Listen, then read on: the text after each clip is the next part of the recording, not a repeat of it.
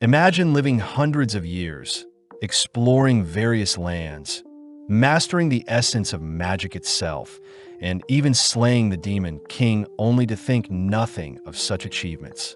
But when your former party members begin to pass due to old age, you begin to rediscover memories you once thought insignificant and live life to the fullest, discovering what it truly means to live in the moment. Our story starts with our group of heroes heading to the royal capital, all wondering what types of celebrations are happening in town. The hero wonders what types of jobs they'll have in the future, especially because the Demon King is now defeated, prompting the priest to wonder if he can find a job where he can drink. The hero turns to the elf, Freeren, asking Freeren how she'll spend her life, especially since elven lives are very long. As the hero's party march through town, they are praised and celebrated, only to stand before the king, who acknowledges their party to house Himmel the hero, Eisen the warrior, Hyder the priest, and Freeren the mage, thanking the heroes for slaying the Demon King. We cut to that night where the town is celebrating their newfound peace, cutting to Himmel, who tells everyone that there will be statues of them erected. As Freeren mocks the town for only giving them 10 copper coins when they first started their adventure, Hyder states that everything is now behind them, and instead, they should celebrate. As the gang gaze off into the night sky, they all acknowledge that it's been 10 years since they started adventuring, reminiscing on their first day, where Himmel and Eisen were almost executed for bad-mouthing the king. They also remember times when Hyder would get so drunk during their adventures and Freeren would constantly fall for the most basic of traps, all erupting in a laughter for only remembering bad memories. Taking a breath, Himmel thanks everyone for the 10 years they spent together, but Freeren wonders what's so amazing about 10 years, reminded that 10 years by human standards is a long time. Just then, they all turn to face the night sky, spotting the Era meteor shower that only occurs once every 50 years. As the gang bicker about not getting to see the full beauty of the meteor shower from the city, Freeren utters that she'll take them to a better location next time they see it, making Himmel chuckle, grateful for the memories. The next morning, the party bid goodbye to Freeren, who plans on exploring the Central Lands to collect and learn more spells. As Freeren leaves, the others wonder how old Freeren truly is, cutting to several years later when Freeren has explored different locations, learned many new things, and has achieved many new goals. When Freeren visits a shopkeeper asking for a shadow dragon's horn, the shopkeeper states that shadow dragons haven't been alive for around 20 to 30 years, disappointing as Freeren needs a shadow dragon horn for her experiments. Freeren remembers that Himmel collected a shadow dragon horn in the Demon King castle, reasoning that she'll visit to watch the meteor shower with everyone whilst also collecting the shadow dragon horn. As Freeren walks through the capital, she's amazed to see everything has changed over the years, only to suddenly hear Himmel's voice. But when she turns around, Freeren realizes that Himmel has grown quite old. Himmel states that it's been 50 years, both sitting down, only for Freeren to ask about the dragon horn. Remembering the memories from collecting the horn, Himmel happily gives Freeren the horn, telling Freeren that although she doesn't treasure the dragon's horn as much, Himmel himself never forgot the time spent collecting the horn. As Freeren heads outside to deliver the horn, she wonders what's the big deal about a lousy dragon's horn, only to head inside, asking Himmel to head out for the meteor shower. As they leave town, Freeren greets Eisen and Hyder, who are amazed to see Freeren hasn't aged one bit, but Freeren is still against Hyder patting her head. Freeren praises Eisen for seeming the same since they last met, something they all know is due to Eisen's dwarf heritage. As they begin to head off, Freeren tells them that the spot she picked out takes a week to travel to, but seeing as this is like the old days, they all gladly follow Freeren. As the gang tells stories over campfire and battle monsters like the old days, they all eventually make it to a lake, where Himmel thanks Freeren for their final adventure together, completely captivated by their final meteor shower together. With some more time passing, Himmel finally passes away, prompting Freeren and the others to attend Himmel's funeral, but Freeren is scolded for not showing any emotions, making her wonder what this strange feeling that is bubbling up inside her. As the day proceeds, Freeren begins reminiscing on her time with Himmel, all whilst watching his casket be buried, only to break down crying, regretting not spending more time to get to know Himmel better. A few days afterwards, Hyder reveals that he'll be heading back to the Holy City, getting one last look at Freeren as Hyder states he'll probably pass away soon due to all the drinking. As Hyder bids Isen and Freeren farewell, Freeren reveals that she will be starting her new exploration into humans, asking Isen to accompany her on her new journey. But Isen reveals that he too has grown old, asking Freeren to not look so sad. Seeing as there is nothing left, Freeren bids Isen farewell, both heading in the opposite directions, only to cut to 20 years after Himmel's passing, where Freeren is lost in the forest outside the Holy City. Just then a young girl appears, asking if Freeren is lost, but when Freeren asks to know where Hyder lives, the young girl takes Freeren to Hyder's home. Freeren is happy to see that Hyder is still alive. Hyder admits that it wasn't too easy to pass away, surprised to hear that Freeren has brought some alcohol for his grave, but Hyder reveals he had stopped drinking ages ago. Seeing the adorable girl serve herself and Hyder some tea, Freeren learns the girl's name is Fern, a war orphan from the southern lands.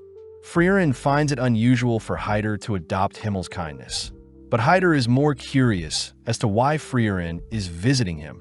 Pleased to hear that Freeren just so happened to be visiting whilst on her adventure to learn more about humans. Hyder asks if Freeren would be willing to take Fern as her apprentice mage, but Freeren is sternly against this, reminding Hyder how easy it is for apprentice mages to pass away during battle. Understanding of Freeren's decision, Hyder gives Freeren an ancient grimoire from the tomb of Uig the Sage, a book meant to contain lost spells for resurrection and immortality. Amazed that such a grimoire still existed, Freeren states that it'll take at least 5 to 6 years to decipher the text, but upon hearing this, Hyder utters that he is indeed quite afraid of dying, asking for Freeren to give him the slightest hope for immortality. As repayment for the grimoire, Freeren agrees to teach Fern some spells. Cutting to later that day, where Freeren had finally managed to track down Fern waiting for her on the cliff of a forest, impressed that Fern is able to conceal her mana so well. Fern states that Hyder will give Fern the title of mage if Fern manages to blast a hole in a boulder across from them, something Freeren praises Hyder for setting Fern. Out of nowhere, Fern conjures a powerful beam of magic, but the beam falls short of reaching the boulder, giving Freeren some motivation to teach Fern. Happy to hear that Fern likes magic just like herself. Taking Fern to a nearby waterfall, Freeren tells Fern that long-range magic consists of 3 key factors, these being mana capacity, strength of firing the spell, and the level of the mage itself. When Fern confirms she knows this already, Freeren states that Fern's spell falling short means Fern is lacking in mana and firing strength, something Fern will need to spend time on. Seeing Fern upset, Freeren reminds Fern that her magic control is still very high, something very unique, especially for such a young age. That night, Freeren shares a meal with Hyder and Fern, only to end the night by studying the grimoire. With several years of Freeren training Fern passing by, all three spend time together whilst Freeren continues to decipher the grimoire, but having lost track of time, Freeren reports to Hyder that Fern has grown so much in 4 years. With Hyder happy to hear that, Freeren mentions how she'll probably finish deciphering the grimoire before Fern becomes a fully fledged mage. But as Freeren turns to check on Hyder's reaction, she spots Hyder has collapsed. Freeren helps move Hyder to his bed. Hearing Hyder apologize for the trouble, coincidentally asking Freeren to not look so sad. With Freeren promising to decipher the grimoire fast, Freeren first heads out to inform Fern that Hyder has collapsed, asking Fern to halt her training to look after Hyder. Sadly, Fern states that if she stops now, she won't be able to show Hyder how strong she's gotten before Hyder passes, revealing that Hyder was the one that saved her. Flashing back, a young Fern is seen grasping onto a necklace with a picture of her family, wondering if she should take her own life. Out of nowhere, Hyder appears, advising Fern to reconsider her actions as Hyder once had a friend that had passed away. Hyder states that his friend was the epitome of justice, and Hyder had wished that his life was taken instead of his friend. But since his friend is no longer with him, Hyder states that he'll stay alive to ensure the memories of his precious friends' lives on. With the young Fern remembering the memories she had with her family, Fern in the present declares that Hyder had always feared leaving Fern all alone. Therefore, Fern states that she wants to show Hyder she can fend for herself before Hyder passes away. With Freeren understanding Fern's wishes, Freeren states that she'll allow Fern to do as she pleases, heading back to continue deciphering the grimoire.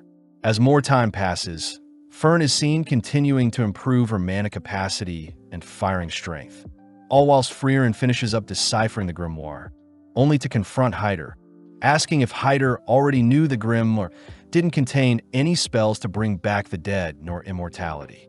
Hyder reveals that magic for immortality doesn't exist, happy to hear that Freeren now considers for a mage, meaning Freeren can finally take Fern with her on her travels. With Freeren realizing Hyder had tricked her into training Fern, Hyder states that her reward is in the nearby drawer, requesting for Freeren to take Fern and leave by tonight as Hyder fears his time is almost up.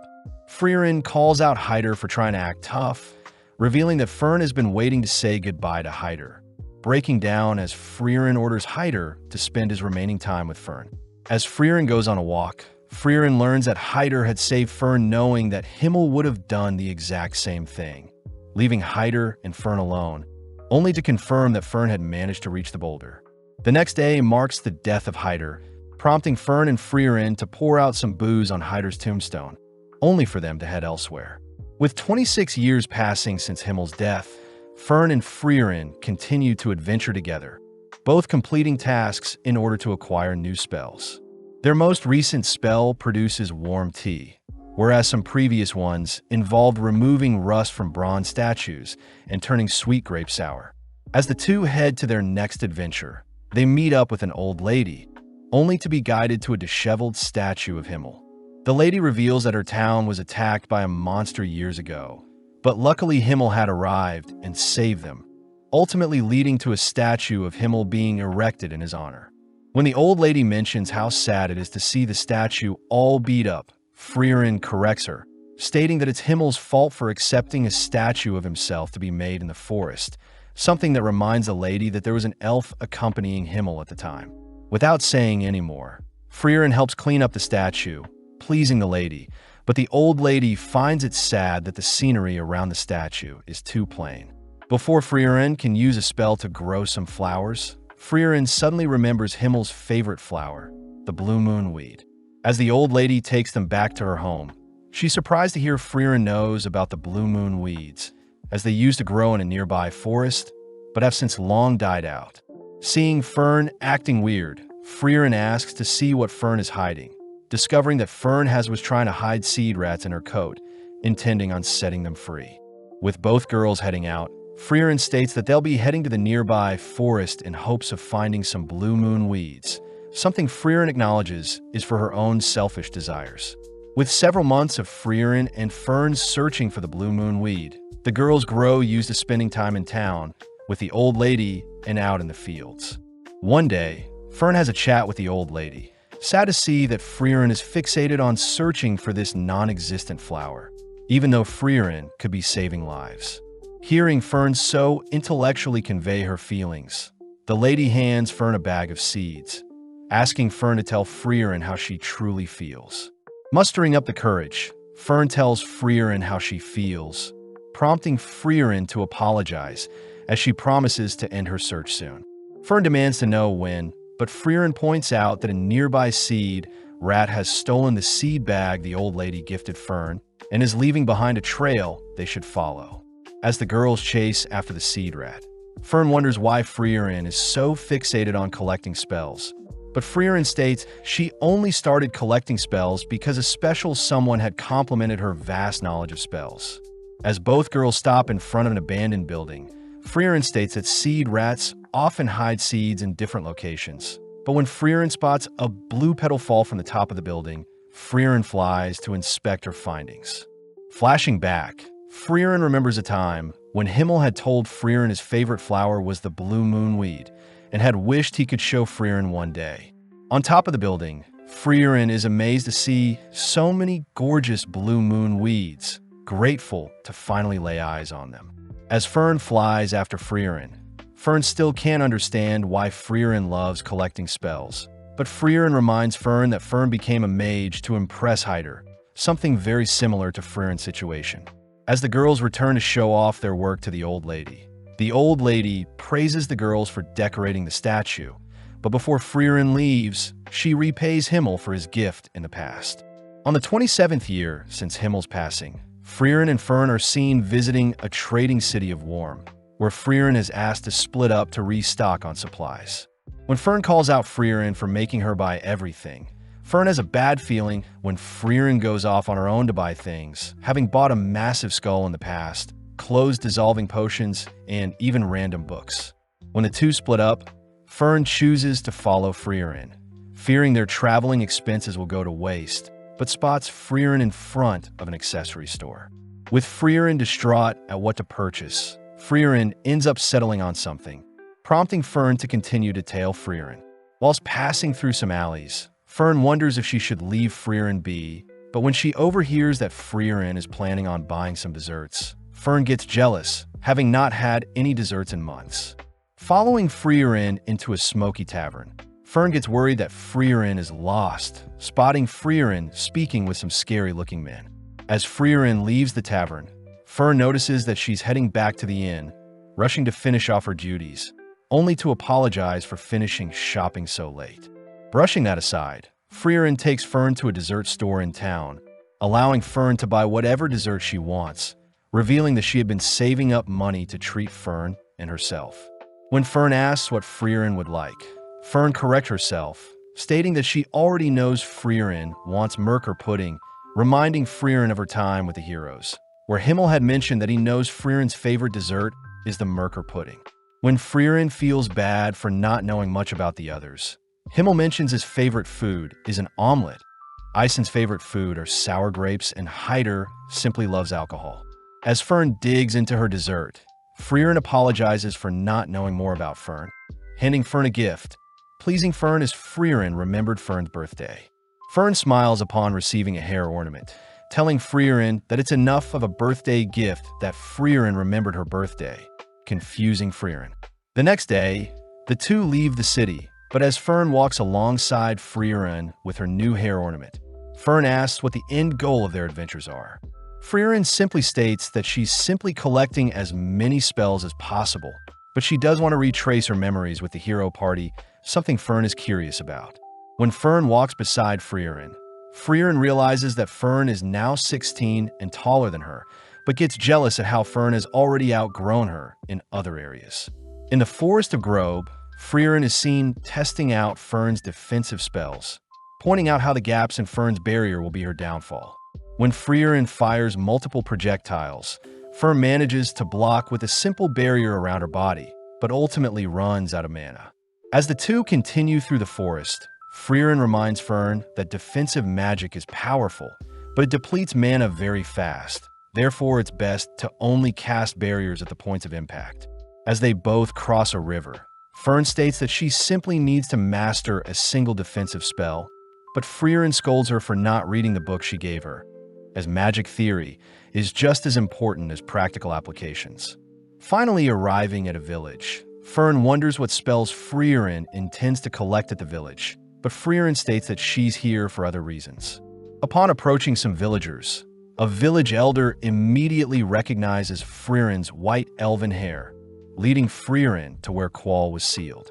Along the way, Freeren tells Fern that Qual is the Elder Sage of Corruption, a demon that terrorized people for 80 years, up until Himmel and his party sealed him.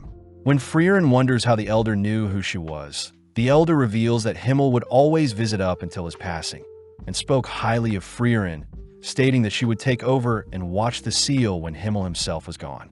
Upon arriving at Qual's seal, Freeren confirms that the seal is indeed weakening, so Freeren will break the seal and defeat Qual the next day. With Fern and Freeren staying the night, Fern deduces that Freeren was the one that sealed Qual, wondering why the heroes chose to seal it over slaying it. Freeren reveals that their party were unable to defeat the demon, as Qual was a powerful mage, having invented the Zoltrak piercing spell, first of its kind that could pierce any sort of defense and destroy the target's body. Legend says that 40% of adventurers and 70% of mages were defeated by that single spell. But hearing something so powerful, Fern wonders how Qual could be defeated, but Freeren reveals such a powerful spell has its downsides. When Fern continues to ask more questions, Freeren scolds Fern for not reading the book she gave her, uttering that Fern will have her questions answered tomorrow.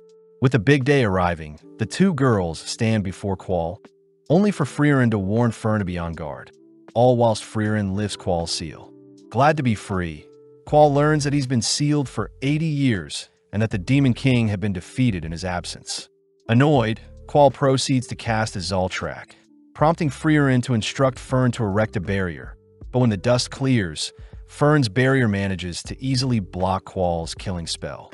With Fern demanding to know why her basic barrier was able to block such a deadly spell, Freeren reveals that ever since Qual was sealed away, all of humankind had dedicated resources to studying and defending against the killing spell. After a few years, the humans incorporated said spells into their systems, and as a result, all types of defense magic were improved thanks to the demon.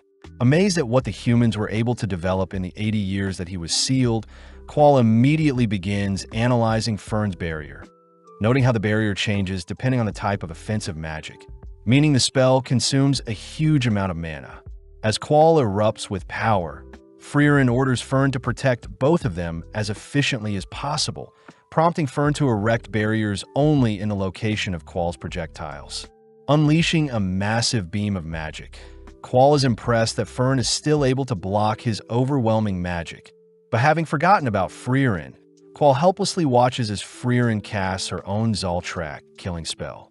As Qual begins to disappear, Freeren and Fern head back to the village where Freeren is thanked by the village elder, grateful that they can now live in peace. When the elder hands Freeren his hat, Freeren recognizes the elder as the cheeky brat that flipped her skirt when they first sealed Qual. As the girls leave by carriage, Fern is seen finally reading the book Freeren gave her, but Freeren is glad that she could fulfill Himmel's trust and bring peace to the village once and for all.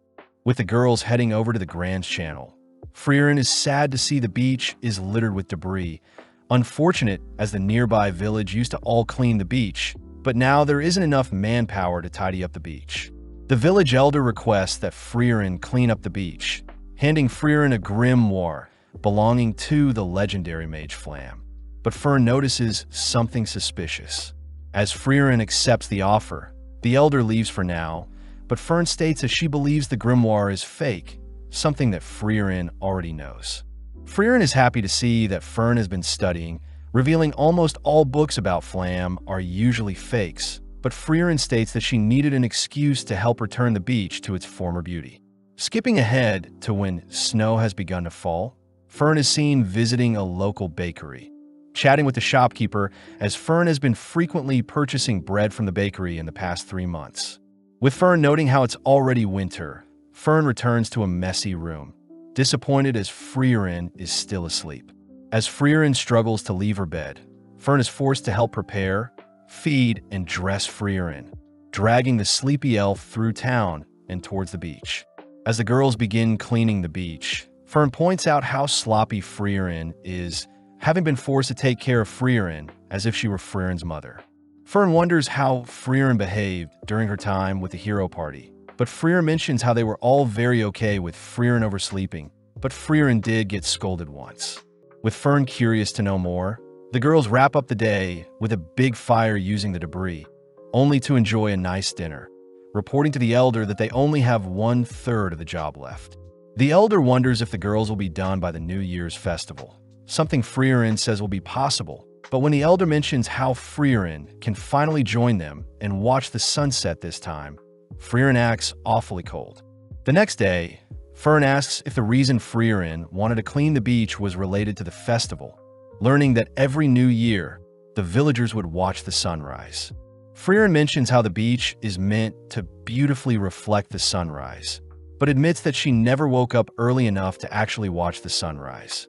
With more time passing by, Fern continues to nurture our poor Freeren out of bed, both exploring the wrecked ships, discovering hidden gems, only to officially clean the beach of all debris. Completely mesmerized by the beach's beauty, the elder asks if Freeren will be joining them for the sunrise this year, shocking Fern when Freeren agrees to wake up early to see the sunrise. Fern wonders if Freeren will be able to wake up in time for the sunrise, but Freeren states that she'll simply stay up all night and that she wants to see what's so amazing about this sunrise. As Freeren stays up that night, she thinks about a time when Himmel had scolded Freeren for sleeping in and missed the New Year's sunrise in the same village. Confused as to why a mere sunrise would cause Himmel to be so upset they didn't get to see it together. Sadly, during the morning, Fern realized that Freeren is fast asleep, forced to drag Freeren out of bed, fearing that they'll miss the sunset.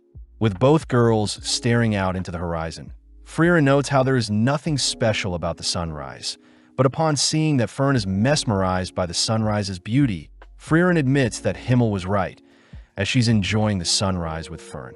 Flashing back, we see Freeren and the hero party visiting the graves of Eisen's family, learning that his village was attacked by demons. Hyder chooses to kneel before the graves, praying for their souls to go to heaven. But Eisen mentions how he doesn't believe in the afterlife, prompting Freeren to reveal that thousands of years ago, everyone believed there was no afterlife. But since magic can't observe where souls go, it's hard to define what is truth and what isn't. Hyder states that since there is no actual proof for either side, Hyder likes to think there is a heaven. That way the people that are doing good for the world can at least pass believing that their life was worth it. With the hero party joining Hyder in praying for Eisen's family, we cut to the present where Eisen is once again praying for his family, currently located in the Brett region. Out of nowhere, Freeren calls out to Eisen, weird as they haven't spoken to each other ever since Himmel passed away 30 years ago. As they all sit down for some tea, Eisen is shocked to see Freeren has an apprentice, but Freeren asks if Eisen needs help with anything. Eisen mentions how Hyder and himself had been updating each other with letters. Heading out, they all head to Volume 50 Basin, a location Freeren recognizes, learning that Eisen intends to search for notes from Flam, the legendary mage. When Freeren reminds Eisen that most records on Flam are fake, Eisen reveals that Hyder had figured out the general location of Flam's true notes, based on records from the Holy City. With Freeren convinced, they all agree to start looking for a massive tree. But upon seeing Fern disappointed, Freeren states that they should hurry, surprising Eisen as Freeren never cared for anyone else's time. With the gang beginning to search the entire forest, they spend the night eating and sleeping in the forest, only to search across the sea and in the skies. One day, Fern states that she has found a massive tree near some ruins, all beginning to head towards the tree. But Freeren uses the opportunity to ask Eisen why he's searching for Flam's notes. Eisen reveals that on the day of Himmel's death, Eisen had seen how regretful Freeren felt for not using more time to get to know Himmel, revealing that the notes left behind were said to allow contact with the dead. When Freeren states that she doesn't believe in such nonsense, Eisen states that it's better to know for sure. Plus, Eisen and Hyder had agreed prior to help Freeren get to know Himmel better. Having made it to the massive tree, Fern states that there is a powerful barrier surrounding the tree. But when Freeren heads over to inspect the tree, she utters that even after 1,000 years, her master is still superior to her. Flashing back, Freeren is seen with her master, wondering why her master is so fixated on protecting a small sapling. But her master states that in 1,000 years' time, Freeren will grow to appreciate it, asking Freeren to trust in her teachings, especially since Freeren's master was Flam, the legendary mage. Within an instant, Freeren dispels the barrier guarding the entrance to Flam's notes. Upon glancing at the notes, Freeren is surprised the notes had already been opened to the page regarding communication with the dead, surprised her master knew Freeren would return. Flam's notes recount that the north of the continent housed the land of Oriole, where all the souls rest, a location that Flam had used to speak with her fallen allies. When Fern wonders if the notes can be trusted, Eisen reminds Freeren to consider the best-case scenario when unsure, prompting Freeren to reveal that Oriole is in the same direction as Indy, the current Demon King Castle. With Eisen asking Freeren to go for Himmel's sake, they all head back home via carriage, where Freeren is fast asleep, dreading the thought of going to such a cold place like the Demon King's castle. Sparking up a conversation, Eisen asks how Freeren is treating Fern, impressed to hear that Freeren is retracing her adventures with the hero party, but is also trying to get to know Fern better. Hearing this, Eisen thinks back to how cold Freeren was back then, having never imagined Freeren would take on Apprentice, but reassures Fern that Freeren is a great teacher. As they all return to Eisen's home, Eisen apologizes for not coming with them, checking to see if Freeren remembers the path to Indy, relieved to hear Freeren still remembers it to be through the Will region, across the Regal Canyon and past the Northern Land checkpoints. As Freeren begins to leave, Eisen informs Fern that it'll be a 10-year adventure, reminding Freeren of her adventure with the hero party, but Freeren states that it won't take too long. As Fern leaves with Freeren, Fern thinks about how she spent half her life with Freeren, flashing back to one of Fern's last conversations with Hyder. Hyder jokes about haunting Fern if she doesn't behave around Freeren, but Fern surprises Hyder with how mature she's grown, making Hyder promise to visit her when he passes. With Fern resting by Freeren's side, the girls ride a carriage to the nearby town of the Will region. But as the girls head through town, they're stopped by a shopkeeper that warns the girls not to go into the mountains. The shopkeeper says there are rumors of ghosts taking people away, but when Freeren gets curious about what type of ghosts, the girls head around town asking for everyone's stories. Apparently, the townsfolk saw ghosts of their departed family in the mountains, with some people saying that the ghosts spoke. When Fern wonders if it is the work of undeads, Freeren states that undeads wouldn't appear as ghosts, as undeads normally appear in the form of rotting corpses or skeletons. With the girls heading to the rooms, Fern notes how Freeren probably knows what is causing the ghosts to appear in the mountains, but is cut off when Freeren states that they'll only be staying for a single night in town. Fern demands that Freeren help out the villagers, but seeing Fern so serious about helping the villagers, Freeren agrees to help. As both girls head into the mountains, they explore the locations of said disappearances, where Freeren quizzes Fern on what type of magic created the ghosts, satisfied to hear Fern believes it's illusion magic. Heading deeper into the mountains, Fern briefly remembers a monster that used illusion magic to hunt its prey. A monster Freeren states is the Einsam. The Einsam usually uses illusion magic, creating phantoms of people's loved ones to lure them and only to devour the targets. Luckily, Freeren mentions how the Einsam's illusion magic can be easily destroyed by a mage's projectile, but warns Fern that it may be difficult, as Freeren had to destroy the illusions of her master begging for her life. Upon entering a misty forest, Freeren orders Fern to prepare for the worst, only for Fern to spot an illusion of Hyder in the distance.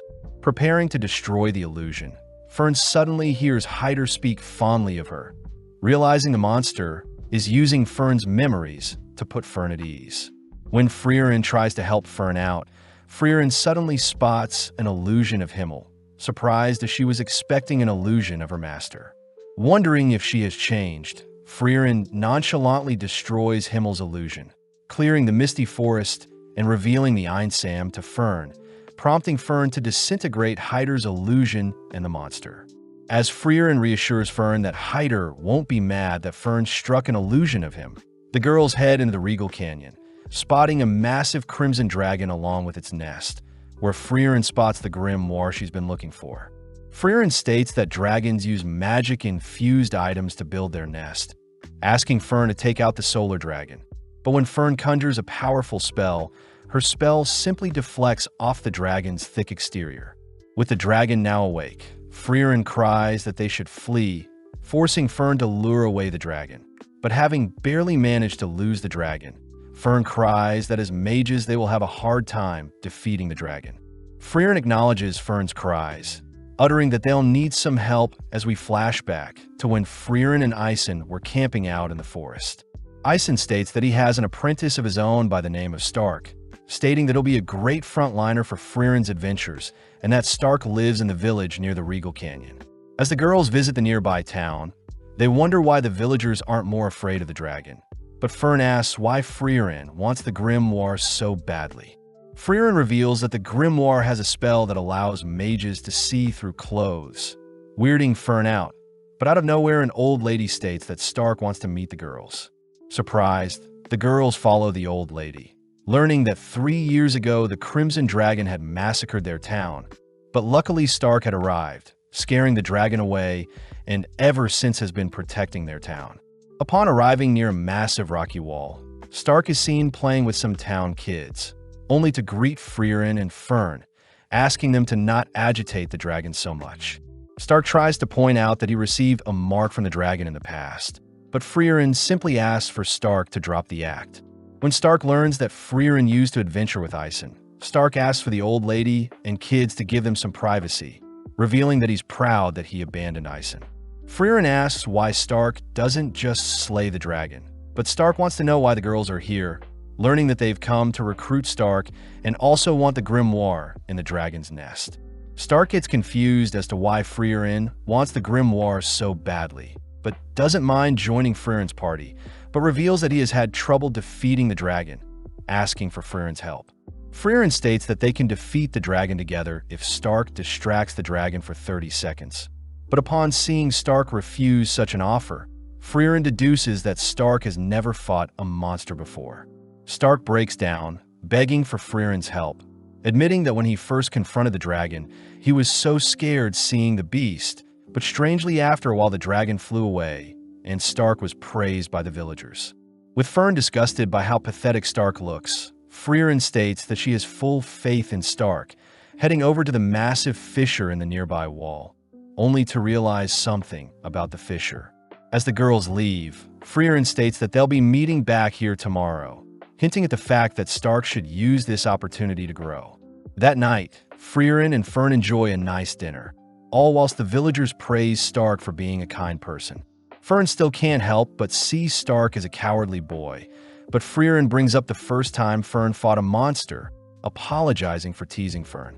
With the girls heading back to their inn, Fern wonders why the dragon doesn't just attack the village. But Freeren hints at the fact that it may be Stark, suggesting that Fern visit Stark if she's curious about who he is.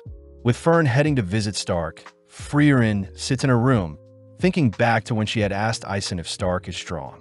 Ison reveals that Stark was the only person to have fled like a coward when the monsters attacked his hometown, someone Ison states is exactly like himself. Hence he taught Stark everything he knew. In the dead of night, Stark is seen wielding his axe, cleaving it into the rocky wall, digging a deeper and deeper fissure with every swing. With Stark standing before the giant fissure, Stark turns to spot Fern behind him, having just been caught for creating the massive fissure. Fern asks why Stark doesn't just slay the dragon terrorizing the nearby village, but Stark states that since the dragon hasn't attacked yet, there is no need for him to slay the beast. As Stark begins to leave, Fern asks if Stark will slay the dragon when it does attack. Learning that although Stark knows the village depends on him, he still might consider running if the dragon is too great. Stark reveals that he had gained a mark on his face during a spar with his master Ison, believing that Ison was mad at him as Ison never praised Stark. Leaning in to inspect Stark's hand, Fern concludes that Stark would never run from a fight, confusing Stark as he wonders how Fern would know. Fern reveals that on her first battle with a deadly monster, Fern had begun to flee in terror, but when she realized Freeren wouldn't help her, Fern had no choice but to steel her resolve and fight. Fern states that although Stark is a coward, she believes Stark will rise to the challenge to protect the village when the time comes, something that makes Stark think about Ison. Fern is seen reporting her chat with Stark to Freeren, but when Freeren heads to the fissure to look for Stark the next day, she's disappointed to see that Stark has fled the scene. When Freeren states that they'll be slaying the dragon instead, Fern refuses to leave the safety of a nearby tree, but out of nowhere Stark appears, asking if he only needs to distract the dragon for 30 seconds.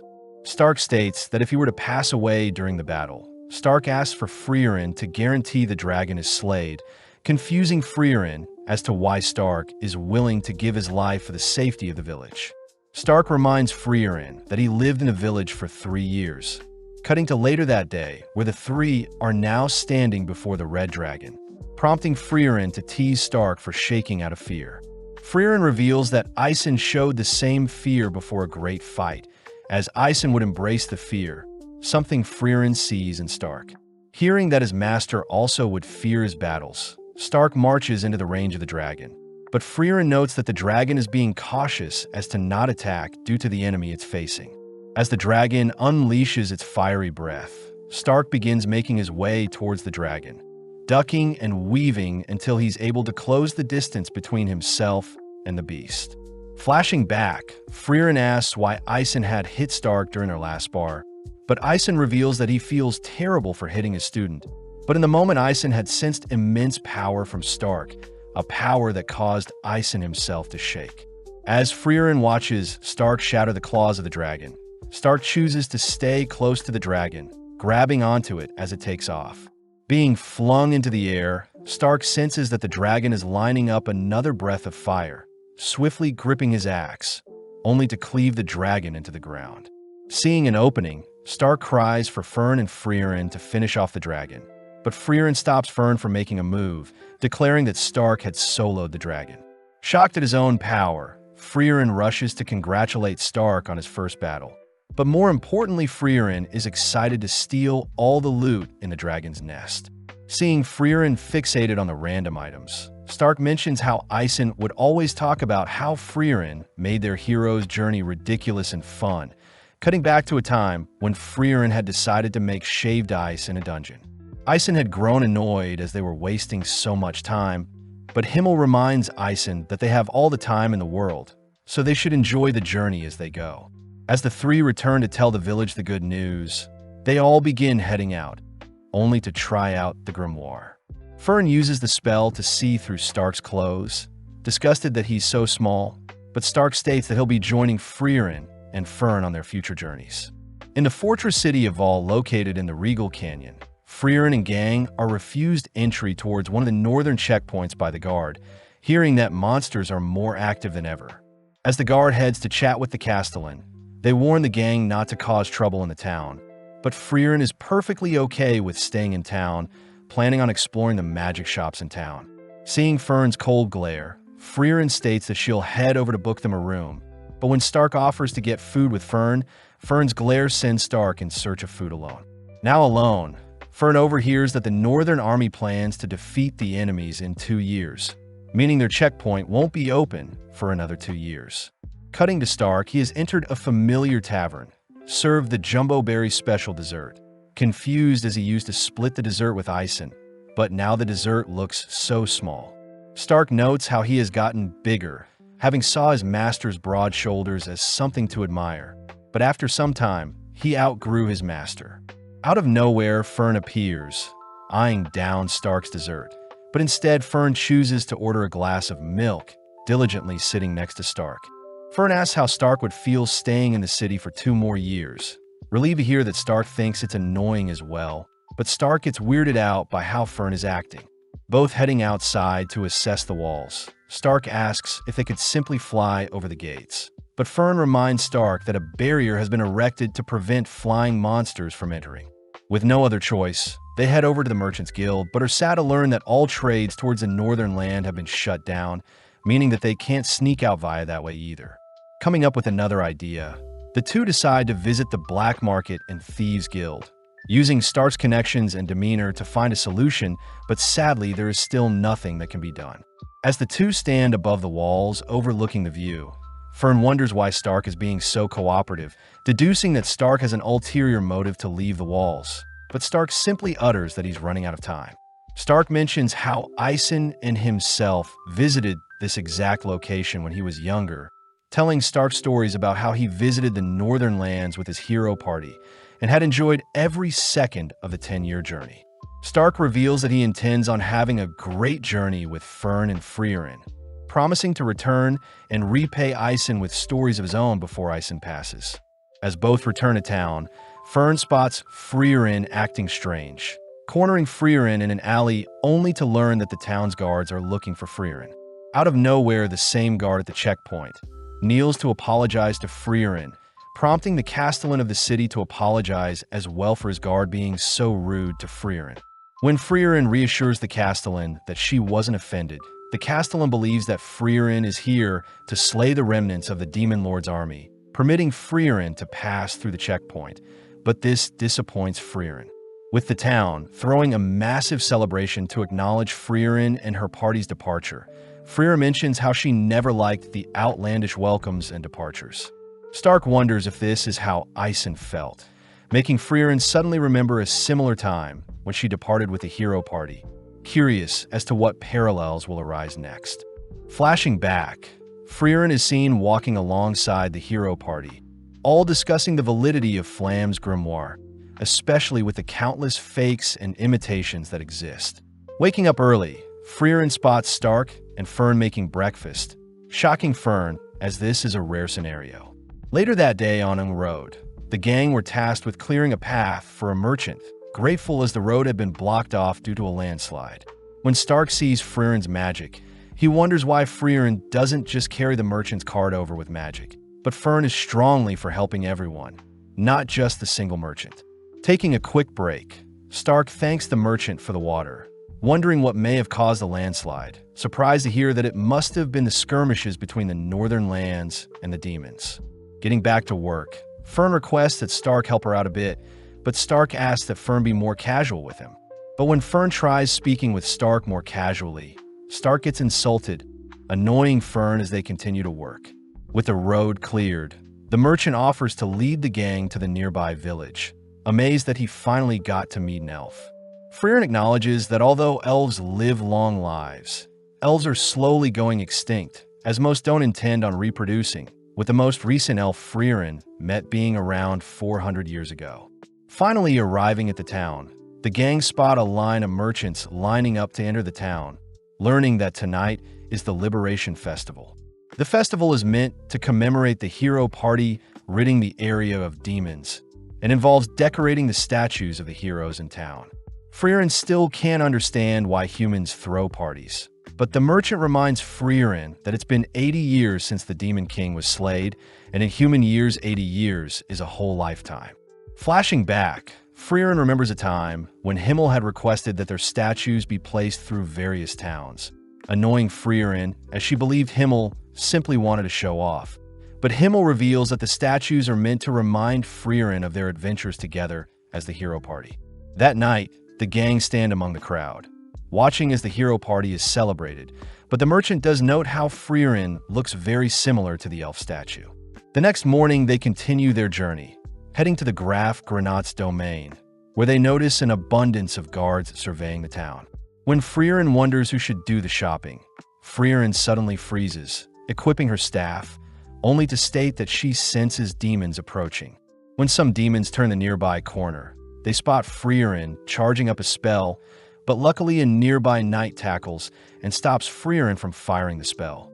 Approaching Freeren, the demon asks if Graf Granat had hired Freeren to attack him, but Graf states that he's not foolish enough to attack Lord Lugner out in the open, especially since Lugner is her seeking peace. Kneeling down, Lugner states that he senses Freeren's bloodlust-filled glare, shaming Freeren for looking at him as if he were a wild beast. Freeren fires back, stating that Lugner is simply using human speech to blend in and manipulate the humans. But having heard enough, Freeren is dragged away to be locked up. With Stark and Fern shocked at what just happened, they choose to visit Freeren, who is locked up in the dungeon under the mansion. Freeren states that she'll only be locked up for a measly 2 to 3 years, but Fern scolds Freeren for always wanting to waste time. Freeren asks who the peace envoy demons are, learning that the envoys are linked to Aura, the guillotine, one of the 7 sages of destruction who served the Demon King. Apparently, 28 years ago, Aura had regained her strength and had been fighting with the domain of Graf Granats. But now Aura has sent envoys to seek peace, something Freeren states sounds fishy. When Stark wonders why they can't just talk things out with the demons, Freeren questions if Stark or Fern know how demons learn to speak the human language, revealing that demons only eat humans. During her time with the hero party, Himmel and Freeren were forced to hunt down a child demon, having supposedly devoured the child of a human couple. But when Himmel went to slay the creature, Himmel hesitated since the demon behaved just like a child.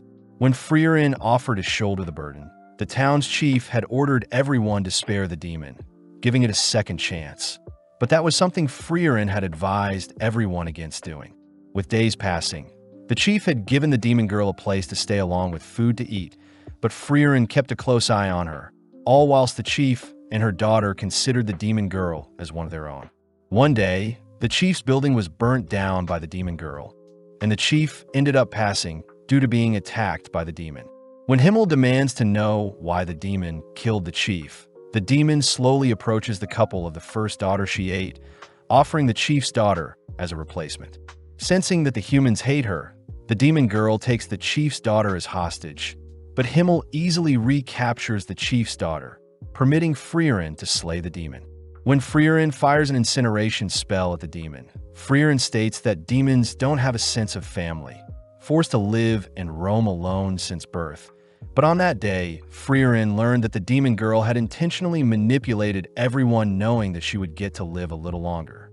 Freeren states that Flam described monsters that can speak as demons, as they imitate human speech to lure other humans in, something Stark and Fern find disturbing. As Stark and Fern leave, we cut to Lugner, sitting in the mansion and waiting for a meeting with Graf. Lugner admits that Freeren was right about demons, curious as to where he recognizes Freeren from, stating that demons will forever hunt down humans. With Freeren suspecting that the town won't last too long, we follow Lugner and his followers enter Graf's son's bedroom. Learning that Graf's son was gifted a sword by the king, but had passed away 10 years ago whilst fighting Aura. Raising his son's sword to Lugner's neck, Graf reveals that he has brought Lugner here to slaughter him. But upon glancing around the room, Lugner notices that Graf has been keeping his son's room clean for the past 10 years. Lugner utters that the humans slayed his father, reminding Graf that they've come here to stop unnecessary bloodshed, ultimately convincing Graf and his knights to lower their blades. With Graf sending Lugner and his followers to the guest room, Lugner admits that he doesn't know what a father is, but has identified Graf as an empathetic man. Lugner states that he'll grow close to Graf and have him lower the town's defensive barrier, and only then will Lady Aura's forces conquer the town.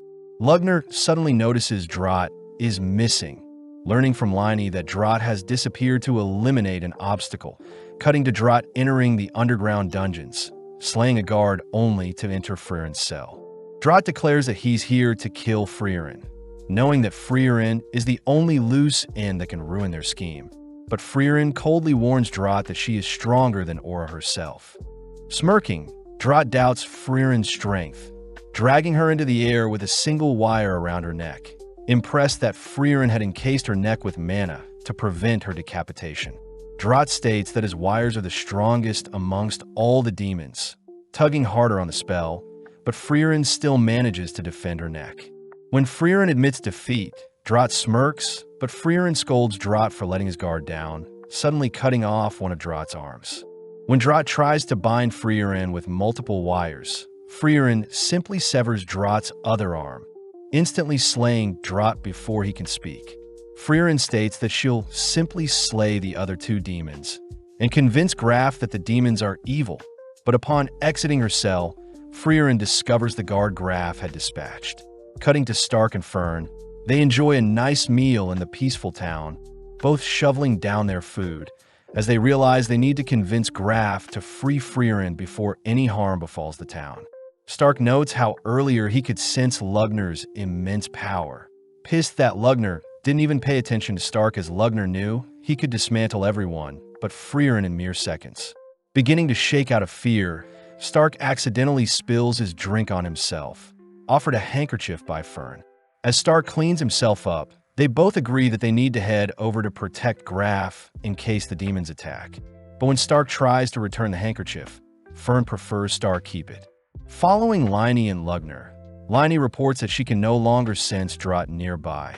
Curious as to who Freeren is, but out of nowhere Graf and his knights rush into the room.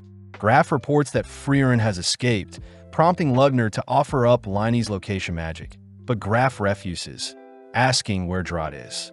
When Lugner tries to come up with an excuse, Graf has his men surround Lugner and Liney, revealing that he knows Freeren is a powerful mage, demanding once more to know where Drought is.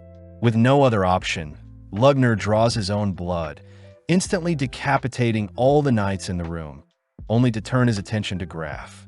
Lugner reveals how excited he is to finally be killing, nonchalantly pricking his own finger on Graf's sword, only to use the blood to pierce Graf's stomach. With Graf bleeding out, Lugner states they need Graf to help remove the town's barrier. Cutting to later that evening, where Stark and Freeren are walking through town, only for Freeren to detect Freeren in a disguise.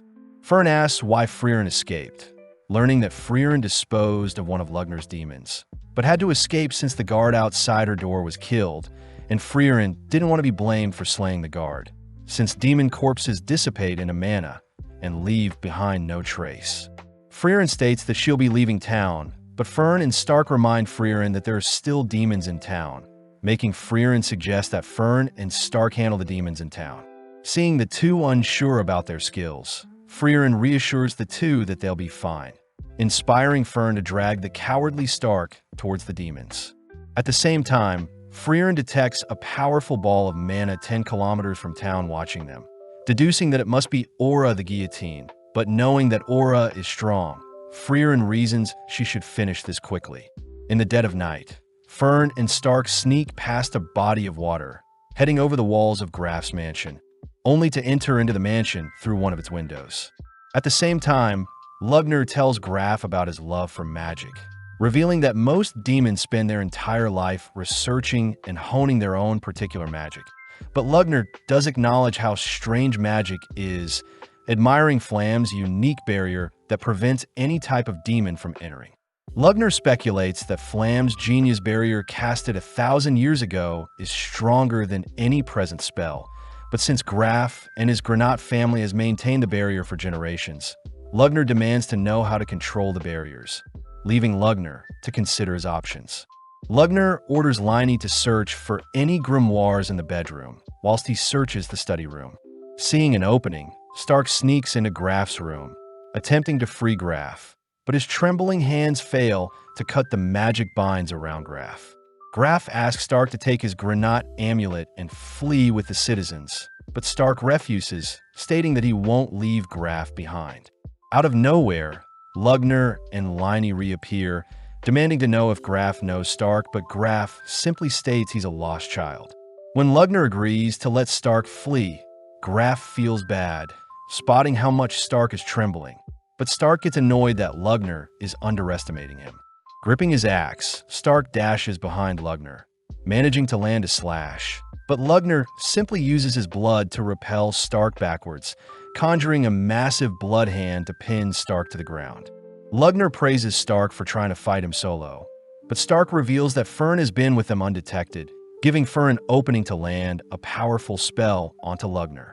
With Lugner confused as to how Freeren avoided Liney's detection, Lugner demands to know what spell he was hit with, shocked to hear that Freeren had learned the killing spell Zoltrak.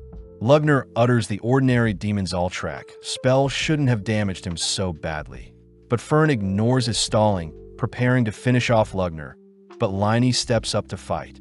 Stark reasons that they should get Graf some help first, both fleeing with Graf for now, but Lugner reveals that his blood is on Freeren and Stark so they can chase them after he's healed up. Liney offers to hunt them down herself, but Lugner reveals that Freeren's Zoltrak spell has been modified to a demon-killing spell, a modification of Zoltrak that specializes in slaying demons. Seeing Freeren's silhouette earlier, Lugner remembers an elf by the name of Freeren, being the person that helped analyze the initial Zoltrak spell, but was also granted the title, Freeren the Slayer, for most demons slayed in all of history. As Freeren descends upon Aura and her army, Stark and Freeren have managed to get Graf some help, grateful as he promises to pardon Freeren, as Freeren was right to not trust the demons all along. Stark gets excited as Freeren can now roam through town freely, but Graf hears that Freeren was the elf from the original hero party, disgraced to have imprisoned one of the saviors of his family's land. Greeting Aura, Freeren acknowledges that it's been 80 years since they last fought, asking if Aura would retreat now. Smirking, Aura has some of her men slash at Freeren, but Freeren nonchalantly dodges, noting that Aura has more puppets than before. Freeren knows how only powerful demons with enough magic can control an army, but Freeren does despise how disgusting Aura's magic is, recognizing some of the suits of armor being controlled, declaring that she'll kill Aura once and for all. As Aura takes out her scale of obedience, we cut to Graf explaining the reason why Aura is one of the 7 sages of destruction, revealing that her scale allows Aura to weigh her soul's mana capacity with another, and the soul with the greater mana capacity gains control of the other for eternity. Fern asks if there is a counter, but Graf does mention how the scale does judge fairly. So the only way is to have someone with a greater mana capacity face Aura, but this hasn't been done in the past 500 years. Graf also reveals that souls with great wills can temporarily break the mind control, but Stark knows that it's a temporary solution, since Aura would simply get rid of those with strong wills to avoid any loose ends. As Freeren continues to dodge and evade Aura's army, Aura grows amused seeing Freeren dancing around, but Freeren enchants her staff, immediately freeing the men around her from Aura's curse. Shocked, Aura notes how Freeren must have used a lot of mana to break her curse, wondering why Freeren would use such a delicate tactic when Freeren can simply blast away the suits of armor. Freeren reveals that Himmel had scolded Freeren in the past for harming the cursed armors. Therefore, Freeren will make sure to wipe out Aura for good. At the same time, we hear the priest reassure everyone that the church they are in is protected by a strong barrier, giving Stark a reason to head out. Stark states that it won't be long before Lugner and Liney recover, and seeing as they are no match for the demons anyway, Stark states he'll go and seek Freeren's help. At first, Fern gets annoyed at how cowardly Stark sounds, but after some thought, Fern agrees to help evacuate everyone while Stark goes to get Freeren.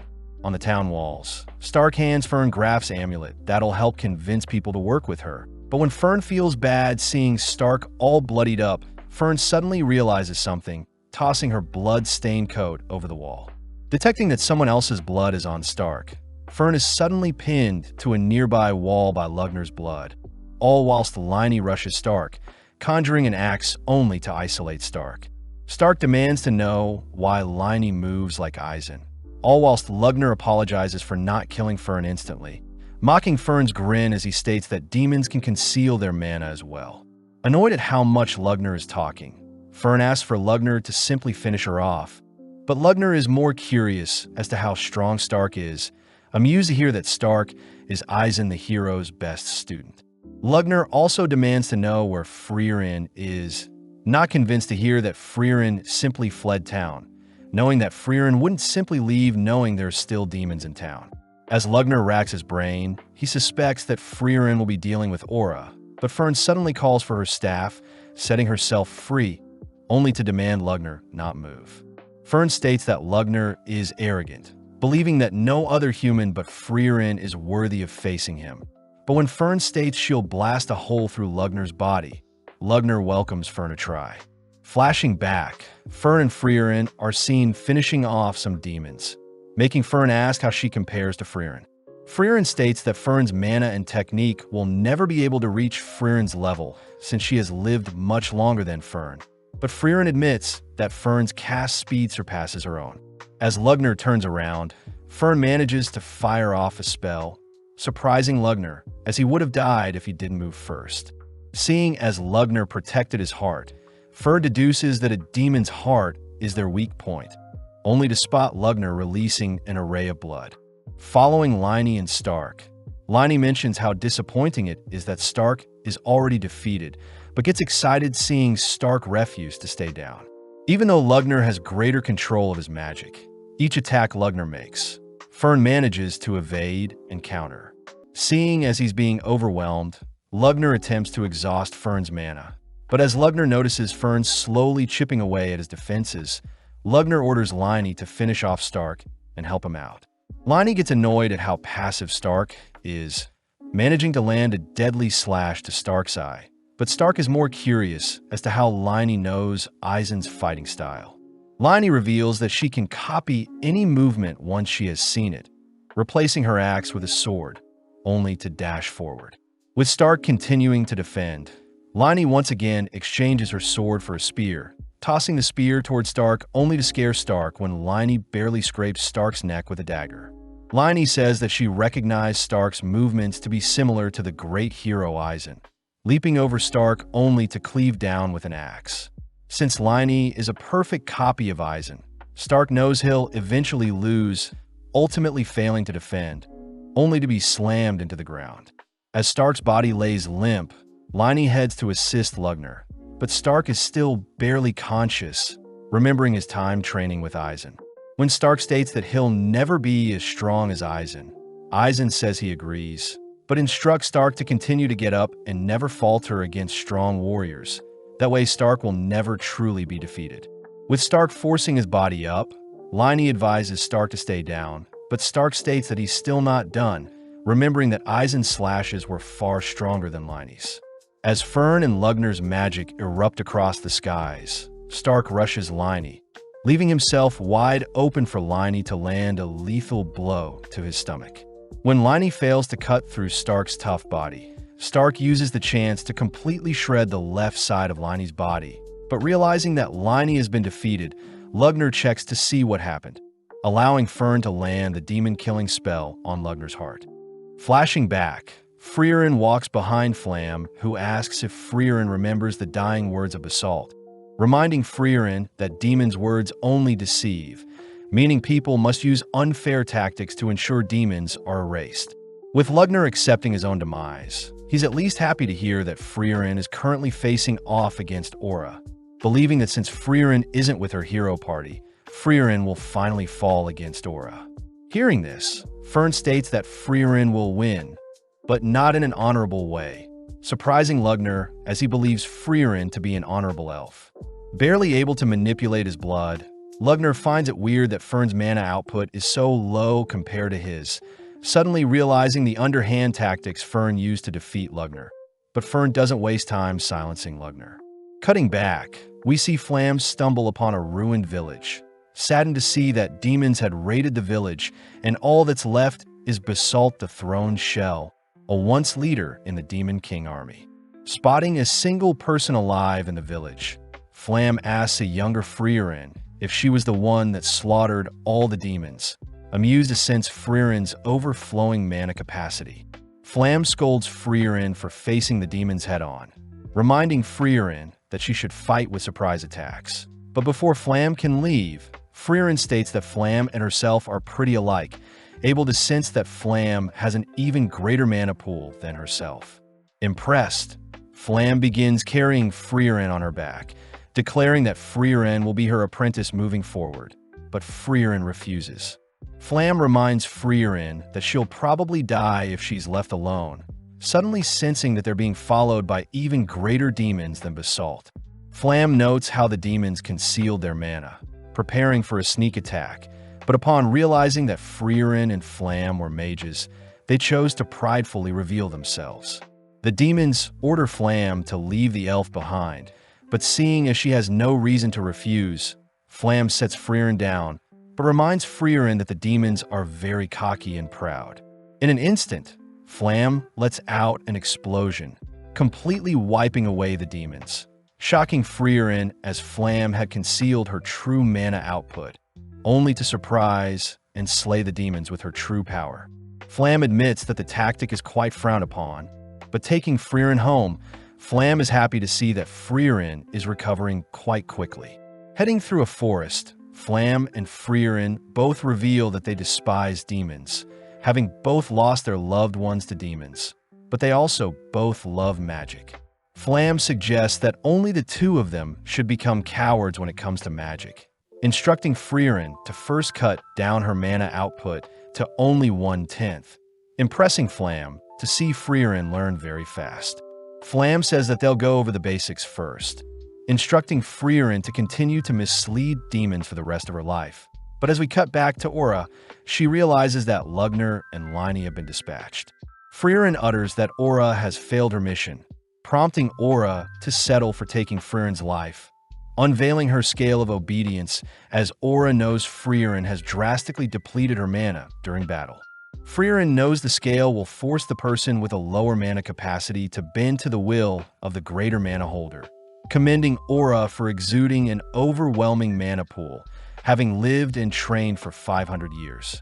Freeren does admit that it appears that Aura has the greater mana pool, but mentions how demons are incapable of suppressing their mana pool, flashing back to when Freeren had asked Flam why that is so. Flam states that demons are quite simple creatures, just like how humans use wealth to show status. Demons use their mana output to show dominance over other demons. Flam does note how demons will temporarily conceal their mana to hide their intentions. But during battle, demons have no reason but to flaunt their overwhelming mana, something Freeren hears she can use against the demons. Having been 3 years since they met, Flam is happy to see that Freeren had easily been able to conceal her magic consistently. But in a blink of an eye, another 50 years pass by. Having a private chat with Freeren, Flam is happy to have taught Freeren all she knows, wondering if one day Freeren may be able to slay the Demon King himself. Taking the chance, Flam asks that Freeren plant flowers around her grave, revealing it to be the spell her parents taught her and is the reason Flam loves magic. With Freeren asking to learn the spell, Flam advises that Freeren remain hidden until she defeats the Demon King, prompting Freeren to uphold her promises when Flam passes away. Now alone, Freeren explores the continent, continuing to train her mana and live in secrecy, all whilst a nearby town fully develops. One day, Himmel, Eisen, and Hyder visit the nearby woods, running into Freeren, having heard that Freeren is a wise elf, but Freeren reassures the party that she is nothing special. Asking the party to leave, Freeren hears that Himmel suspects Freeren is far stronger than she is letting on, giving Freeren enough reason to begin adventuring with her new hero party. Having activated her scale, a dense ball of mana for both Freeren and Aura appear, prompting Freeren to ask if Aura is truly confident she'll win. Smirking, Aura recounts how Freeren had only made a name for herself 80 years ago alongside the hero party, scoffing at Freeren's shameful mana output as it has remained the same since they last met. With Aura's mana ultimately tipping the scale in her favor, Aura prepares to sever Freeren's head, but strangely, the scale begins to tip in Freeren's favor. Freeren takes the chance to point out how simple-minded Aura is, revealing that she had been concealing her mana all this time, shocking Aura as she calls Freeren's bluff. Freeren praises her master Flam for teaching her such a tactic, scaring Aura, as although Aura has lived for 500 years, Freeren has lived for over 1,000, finally unleashing her true monstrous mana output. Horrified to have been deceived, Aura ultimately is forced to yield to Freeren's commands, ordered to take her own life as Freeren leaves the scene. Returning by sunrise, Freeren prays for the fallen soldiers who are finally free from their eternal curse. Meeting up with Fern and Stark, happy to report that Freeren has been excused of all crimes. As Graf thanks Freeren for preserving the bodies of the past heroes, Freeren explains that Himmel had instructed Freeren to treat the dead with respect, but Freeren also congratulates Fern and Stark for successfully defeating powerful demons. Graf asks for a burial for all the fallen, only to spot a familiar-looking pendant, grateful to Freeren for preserving what was left of his son.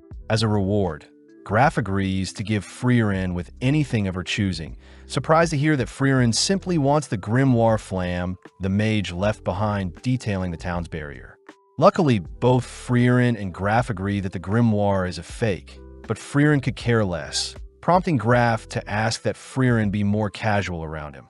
Freeren says she prefers not to, as in the past Himmel and Eisen were almost executed for speaking rudely to royalty. But this reminds Stark that Graf had threatened to execute him for speaking casually earlier, comedically fainting at the sight of a lumberjack appearing in the room. Luckily, Graf reassures everyone that he doesn't take offense to being addressed casually, reminding Freeren and her party that the town knows of their heroic feats and wants to celebrate their accomplishments. With Fern levitating Stark's unconscious body through town, the gang end up spending some time in town, rewarded and praised for their accomplishments, only to attend an official funeral for the fallen.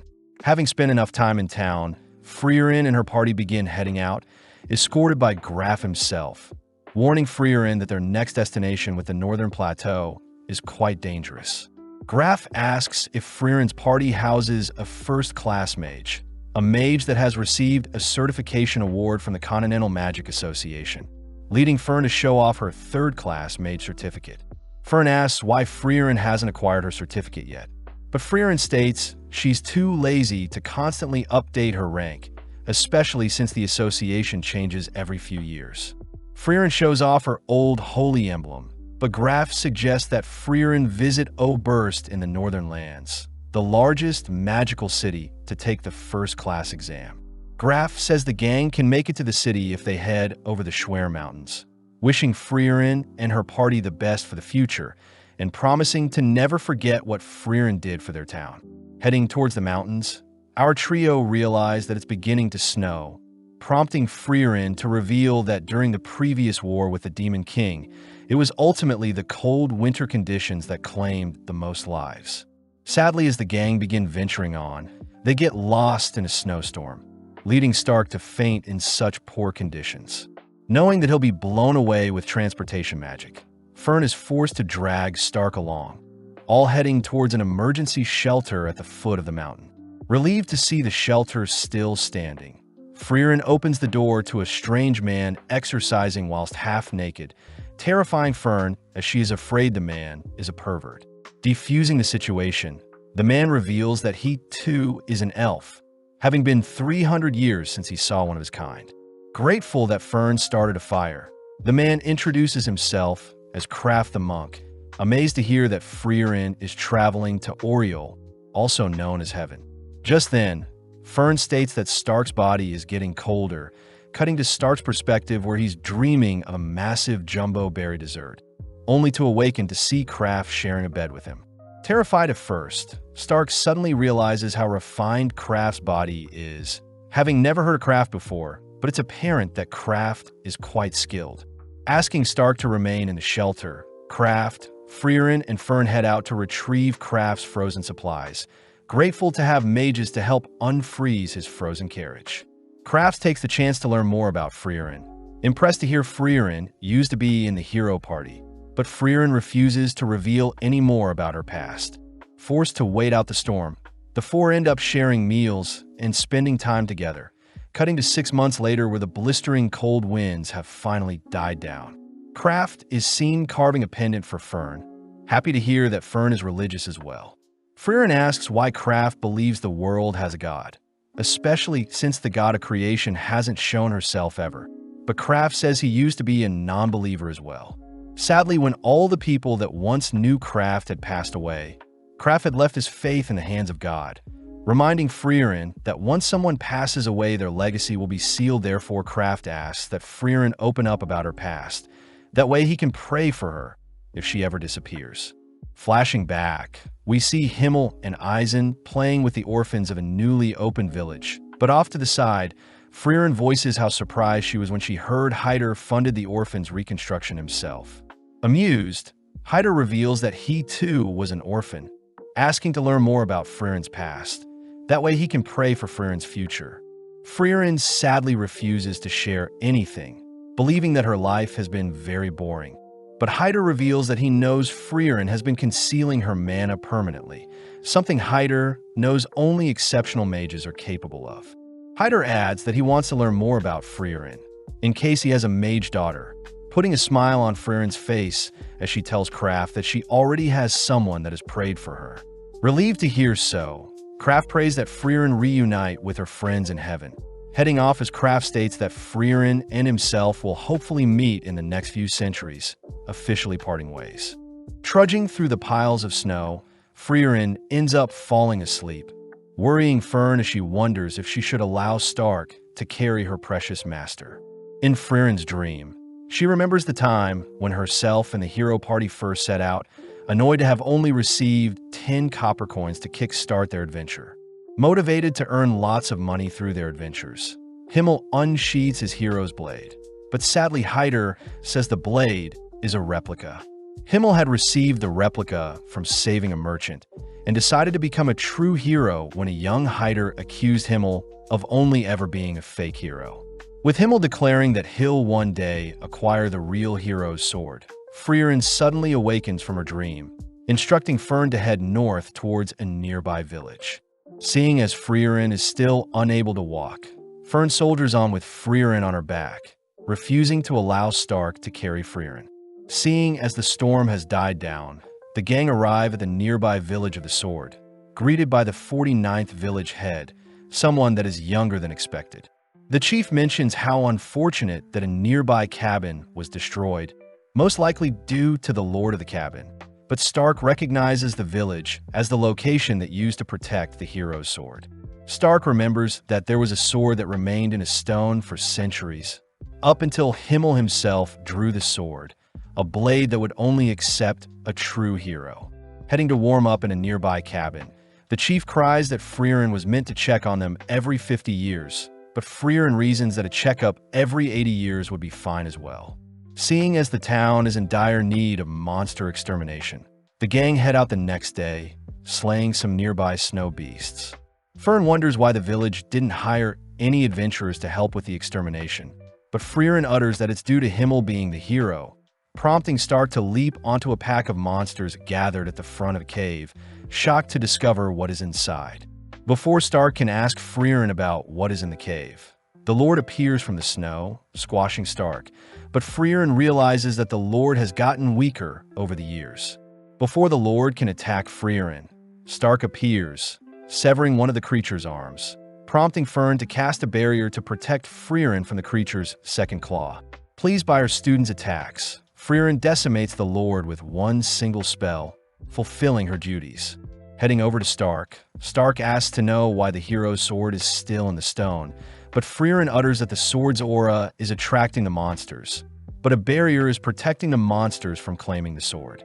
Seeing as Stark is more curious as to why the sword is still here, Freeren gets permission from the chief to tell the truth, revealing that Himmel actually failed to draw the sword from the stone.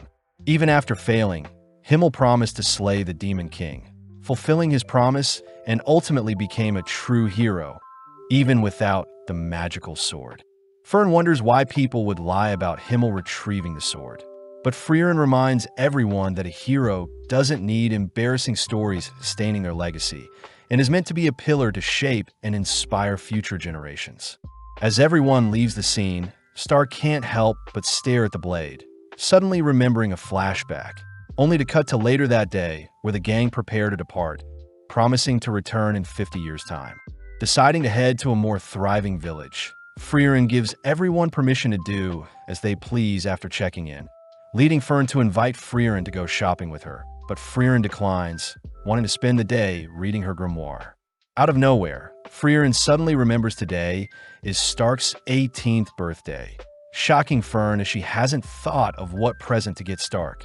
Fern is curious if Freeren has prepared something for Stark, making Freeren gleefully rush towards her suitcase, unveiling a potion that dissolves clothing, an item that Freeren learned men would love. Annoyed, Fern dumps the potion all over Freeren, storming off at how disgusting Freeren's present was. But now left alone, Freeren wonders what present to get Stark now. Reaching for a ring, Freeren wonders if Stark is worthy of such an item, but instead retrieves a piece of paper with some writing. Following Fern, she decides to gather intel on Stark's likes and dislikes. But upon discovering that Stark is not in his room, Fern goes out in search of him. Asking around, Fern is surprised to hear Stark has already been helping out the villagers, ultimately locating Stark gazing out into the view. Relieved to see Stark is so mature, Fern slowly approaches Stark but freezes upon hearing Stark admire the breast and turd-shaped clouds. Calling out to Stark, Fern glares at Stark for being so childish, but asks if Stark would like to go on a walk with her. Seeing Fern so quiet, Stark wonders what he may have done to upset her, but Fern begins panicking, wondering how she can find a gift for Stark without being suspicious. Not wanting to stress too much, Fern simply asks what Stark would like for his birthday, but gets irritated seeing Stark so confused as to why Fern is willing to get him a birthday present. Annoyed, Fern storms off, but is shocked to hear that Stark never received a present from Eisen nor his family, as Stark says they didn't care about him. Stark reveals that his family was a group of warriors, flashing back to when Stark's father scolded the village warriors for being so weak, asking them to be more like Stoltz, uninjured and cold-blooded. Stark's father reminds Stoltz that he's the strongest in the village, compared to Stark, who has no talent and hasn't even slayed a monster yet. Even though his father didn't want Stoltz around Stark, Stoltz chose to spend time and train Stark. Sadly, when a demon attacked his village, Stark was the lone survivor, having fled when everyone else fought for their village. Stark wonders if Himmel would have stayed and fought till the very end, but Fern reassures Stark that he's a changed man, asking Stark to accompany her and pick a present for himself. Settling on a silver bracelet, the two return to Freeren, who has served up some massive hamburger steaks, something that pleases Stark, as he wouldn't receive any gifts from Eisen, but would receive a hearty hamburger steak meal during his birthdays. Freeren takes the chance to reveal how awkward warriors are when it comes to expressing their emotions, mentioning how Eisen would only serve large hamburger steaks on people's birthday as a sign of respect for a warrior that has worked hard. Stark suddenly realizes that Stoltz would also cook him a hamburger steak during his younger years, remembering the moment when Stoltz had instructed Stark to flee and live, finally coming to his senses as he sees his family truly cared for him. Tasting the hamburger steak, Stark thanks Freeren for the meal, curious as to what the potion Freeren is carrying, but Fern simply calls Stark a pervert. Several days later, we see Freeren chatting with Sane, someone who is intrigued to hear that Freeren is an adventurer, as he too used to dream of becoming one. Sane mentions how he had a friend who was fixated on living out an adventurous life, but as Sane grew older, he slowly grew apart from his friend who continued down the adventurer path. Sane admits that he regrets not joining his friend 10 years ago. But when Freeren asks why Sane is telling her his backstory, Sane says he needs to prepare for his village upcoming festival, so he needs help escaping the swamp he is stuck in. Contemplating if she should help save Sane, Freeren fears that she'll get dirty in the process. But as Fern joins them, the girls help Sane out and end up escorting him back to his village. Grateful for the help, Sane offers to guide Freeren and the gang around town. But Freeren says they need to head to a bigger town to restock supplies. With the gang departing, Sane warns the gang to beware of venomous creatures. But not even a few minutes later, Stark is unfortunately bitten by a venomous creature whilst trying to pick some fruits. Immediately bleeding from the nose, Freeren tries to identify the poison, but admits that she doesn't have any spells to do so. Seeing as Fern can't use her flying magic for too long, Freeren reasons that they'll head back to the small village, but Stark says he doesn't feel weak whatsoever. Freeren does mention that Eisen used to brush off various poisonous arrows all the time, but upon hearing that 20% of adventurers pass away due to poison, Freeren and Fern rush Stark to the nearby village. Having made it to a nearby church, the father of the church sadly reports that he can't save Stark, calling out to see if his brother could help. Revealed to be the man from earlier, Sane recognizes Freeren and her party, instantly curing Stark of his poison. Having returned the favor for rescuing him earlier, Sane heads out to help out at the plaza, but Freeren is curious as to who Sane is. Freeren notes how Sane's brother has been recognized as an outstanding priest by the royal capital and given a necklace to prove so. And even he couldn't cure Stark's poison, but for some reason Sane nonchalantly could. Sane's brother recognizes Sane to be a genius, revealing that he knows about Freeren, having been gifted the necklace by Hyder himself. Sane's brother notes how Sane's spark has left him ever since he became a priest, but wanting Sane to live a more fulfilling life. Sane's brother asks if Freeren would be willing to take Sane on their adventures. Having a team meeting, Stark is all for having a priest accompany them, but seeing as Freeren and Fern are hesitant on the idea, Stark takes matters into his own hands, heading to invite Sane to their party. Upon heading downstairs, Stark spots Sane indulging in some alcohol, smoking, and gambling. Ironic since Sane is meant to be a pure priest, but Sane gets intrigued hearing Stark invite him on their adventures, agreeing to join Freeren's party if Stark can beat him at gambling. As Freeren enjoys her nap, Fern suddenly wakes Freeren up, having heard Stark cry for help. But as they rush outside, they spot a naked Stark along with a naked Sane, both robbed of their belongings by some elders in the village. Sane takes the chance to refuse Stark's offer to join Freeren's party, knowing that it's already too late for someone like him. But this reminds Freeren of the time when Himmel had asked Freeren to join their hero party. Having also refused the invitation, Freeren had told Himmel that she wasn't qualified and scared of fighting the Demon King since she had stopped slaying demons for 500 years. But remembering Himmel's words, Freeren orders Sane that he still has the choice to change his future. With Sane still refusing to join, Freeren admits that she despises Sane, but that is also the reason why Freeren will be forcing Sane to join them. At the same time, Fern manages to retrieve the boys' items from the elders, returning Stark and Sane's items, only to storm off. Having another meeting, Fern voices how disgusting it is that people gamble, but Freeren does admit that Sane has the chops to become an adventurer. Spending some more time in town, our trio helps set up for the Harvest Festival, spending more time with Sane, all whilst he thinks about how Freeren and her party really resemble his adventurer friend. Sane thinks about how his friend had promised to return 7 years ago, but as Freeren and her party ask Sane's brother for what may convince Sane to join them, Sane's brother does mention how Sane prefers older women. Spotting Sane nearby, Freeren announces herself as an older woman, having lived over 1,000 years, but Sane states that Freeren's features don't attract him whatsoever. Having no choice, Freeren unveils her secret seduction technique, blowing a kiss for Sane, but Sane gets weirded out. Shocked to see that Fern and Stark have been seduced, they learn that Freeren's kiss had once knocked out Himmel, but having had enough, Sane states that he refuses to join their party. Freeren tries bringing up Sane's friend as a way to convince Sane, but Sane states that his friend is probably dead by now, having gone missing for 10 years already. Freeren tells Sane to travel and confirm if his friend is truly dead or not, advising Sane to live his life wisely. That way he won't have any more regrets. Sadly, Sane reveals the final reason he can't leave the village is because he doesn't want to leave his older brother. Sane mentions how he overheard his brother's conversation with Hyder, having been offered a position for Sane and his brother to move to the holy capital, but Sane's brother had refused as he didn't want to leave the village their deceased parents raised them in. Since Sane's brother refuses to leave the village, Sane states that he won't as well, but hearing how Sane truly feels, Sane's brother slaps Sane, reminding Sane to chase after his dreams and live a life with no regrets. That evening, whilst our trio are fishing, Sane reports to Freeren that he's patched things up with his brother, agreeing to go on an adventure and search for his friend. But this means that Sane will only accompany our trio for a fraction of their journey. With a final goodbye to his brother and his village, Sane agrees to live the rest of his life without regret, officially joining Freeren and her party on their journey.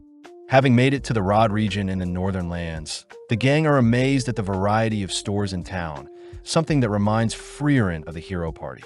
Several minutes later, we see Fern and Stark bickering, leading Stark to storm out of the room, annoyed that Fern isn't listening to him. Wondering what all the commotion is about, Sane learns Fern is annoyed Stark didn't get her a birthday present, but Sane reveals that he too didn't get Fern a birthday present. Refusing to hear Sane's yapping, Fern begins kicking Sane, forcing Sane to promise to get Fern a gift. Before Sane leaves, he advises Fern to make things up with Stark, something Freeren agrees with. Heading out, Fern spots Stark admiring the bracelet she got him, but Fern is unable to approach Stark after what she did. At the same time, we see Sane eyeing a pouch with a butterfly, only for Fern to appear, complimenting Sane on knowing what she likes. When Sane asks if Fern has apologized to Stark, Fern admits that she couldn't, but Sane deduces that Fern doesn't hate Stark, but that she actually doesn't know how to speak with boys her age. When Sane asks Fern to pick a gift for herself, Fern refuses, making Sane smile as he chooses a pouch for Fern. Sane reminds Fern that Stark isn't the smartest person in the world. Plus, it was a joint effort when Fern bought Stark a gift on his birthday. Seeing Fern slowly realize she was in the wrong for lashing out earlier, Sane hands Fern her gift, advising Fern to go pick a gift with Stark for her birthday, and that Stark will only know how she feels if she tells Stark outright. Grateful for the advice, Fern starts by apologizing to Sane for kicking him earlier, only to head to Stark's location before sundown. Before Fern can say anything, Stark admits that he wanted to buy a gift with Fern since he didn't know what she would like, amusing Fern as she apologizes for being too harsh earlier. With both heading out to search for a gift together, we see Freeren spying on the two, caught by Sane, who is jealous that Stark and Fern can afford to argue as the older people get. They tend to avoid conflict at all costs. Sane wonders how Freeren has been able to deal with the two kids up until now. But he realizes that Freeren herself acts like a kid, explaining why Fern went to him for advice instead of Freeren herself. Freeren mentions how Fern was raised by Hyder, a priest just like Sane, but Sane refuses to be compared to such a great priest like Hyder. Freeren reassures Sane that Hyder was as corrupt as they come, always drinking, picky with his food, and even lying quite often. Surprised, Sane says he always saw Hyder as the ideal man, reminding Freeren of a deep conversation with Hyder. Freeren had asked why Hyder seemed different from his hero party days. Learning that ever since Hyder had finished his younger years of life, he began pretending to be an ideal adult. That way younger people could depend on him, especially Fern. Hearing this, Freeren asks who Hyder can depend on then, but upon hearing that Hyder has always been depending on the goddess, Freeren offers to praise Hyder for the rest of his years, only to pat Hyder on the head. In the present, Freeren pats Sane on the head, praising Sane for his mature thinking, but Sane gets annoyed, all while Stark and Fern settle on a bracelet for Fern's birthday gift. Now in the Bandwoods, Freeren thanks the carriage driver for giving them a lift, learning that the driver is a merchant that owns an accessory store in the nearby town. Impressed by the merchant's sale tactics, Freeren suggests that Fern visit the store later, but suddenly spots the bracelet Stark bought for Fern, flustering Fern. Freeren utters that Himmel had once bought her a ring with a similar design, but upon digging up the ring, the carriage suddenly violently shakes. Having been snatched up by a massive bird, the gang wonder how they should proceed, with Stark suggesting they take out the bird and Freeren levitate the carriage afterwards. Sadly, Freeren reveals that flying magic was only discovered 40 years ago and that the humans had stolen the flying technique from demons, meaning most flying magic can only be briefly used on objects smaller than a human. Freeren suggests that she fly away with the merchant, Fern fly away with Sane, and Stark leap out of the carriage. But Stark reminds Freeren that he is a human, disappointing Freeren as she remembers Eisen would easily tank any free falls. Fern suggests that they levitate the carriage right before it hits the ground, and seeing as the bird is preparing to slam the carriage into the ground, Freeren leaps outside, instantly slaying the creature. As the carriage begins to free fall, Freeren manages to save everyone, but everything is still damaged. Having healed the horse, the gang begin repairing the destroyed carriage the next day, but Freeren is more concerned that she lost a ring. Elsewhere, the others begin preparing some food, all wondering why it has gotten warmer recently. But Sane takes the chance to praise Stark for dedicating 3 hours to find a gift Fern would like. Although Fern can overhear the boys' conversation, she is happy that Stark is proud of the choice as well. But Sane reveals that the design on the bracelet is a mirrored lotus representing eternal love. Flustered, Stark apologizes for the weird gift, but Fern could care less, more annoyed at Sane for instigating things. As the gang continue spending time in the forest, they work together to repair the carriage whilst hunting and sharing meals together. At night, Freeren would spend time searching for a lost item, and by day, the gang continued to repair the carriage. But one day, Fern asks why Freeren has been venturing off at night. Upon hearing that Freeren had lost the ring Himmel had given her, Fern quickly helps to search for it. But Freeren says she doesn't want to waste time. Fern refuses to accept such a decision, mentioning how the lotus on the ring means eternal love, but Freeren doubts Himmel knew that when he gifted it to her. Upon telling the others about the lost ring, the merchant actually reveals that he has a spell for finding lost jewelry and accessories, as most people in town would often lose their valuables. Pleased, Freeren puts the spell to work, remembering the moment when Himmel had asked Freeren to pick out a gift for slaying the Demon King. Upon seeing that Freeren had chosen the lotus ring, Himmel smirks, getting down on one knee only to place the ring on Freeren's fingers, as if he was proposing. Having found the item, Freeren is relieved that she didn't give up on the search, but is more curious as to why Stark had given Fern a lotus-designed bracelet as well. Moving on to the Lob Hills, Fern is seen exhausted, collapsing onto Freeren, but this makes Sane wonder how long Fern and Freeren have known each other. Fern utters that it's been 4 years, and Stark adds that he's been with everyone for 1 year. But as the gang continue on their journey, Sane mentions how their party lacks something. Freeren says they have a frontliner, 2 mages, and a priest, making Fern suggest they need a thief to help deal with the mimic chest that Freeren keeps getting caught in. Sane suggests that they add a mature older lady, but as the gang enter the next village, they're all horrified to see everyone is unconscious. Inspecting the bodies, The gang confirm that everyone is simply asleep, something Freeren recognizes as a curse. Freeren explains that curses are spells cast by monsters and demons, with the most well-known ones being turning people into stone and putting them to sleep, magic that humans aren't able to unravel. Luckily, priests draw their magic from the goddess, and it's the role of the clergy to unravel such spells, meaning Sane may be able to identify and break said curse. As the gang gives Sane some room to assess the situation, Stark asks what's so special about magic from the goddess. Learning that the goddess's magic are recorded in holy scriptures, and just like demon magic, only the owners can read and interpret such magic. Additionally, those able to read and learn the goddess's magic are naturally blessed with protection from curses, making priests a natural counter to curses. Heading outside, Freeren admits that even magic is unable to detect curses, but just then Sane reports that he's detected the source of said curse and that it'll be faster to defeat the monster inflicting said curse. Before the gang can head off, Stark is revealed to have been cursed and fallen asleep, prompting the gang to hurry.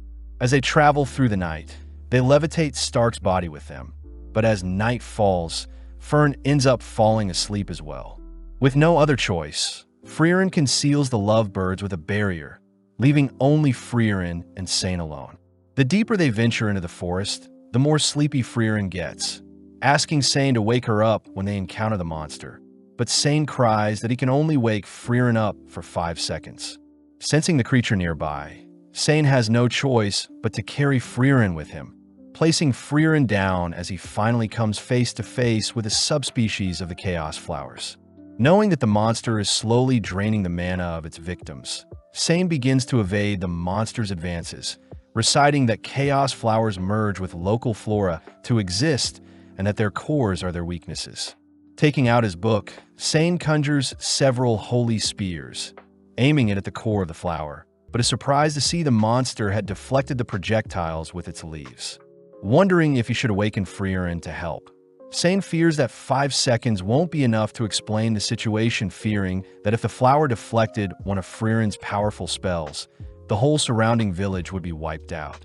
Just then, Sane remembers Hyder's stories, telling Sane and his best friend that Hyder would always have trouble communicating with Freeren, but Hyder always trusted Freeren no matter what.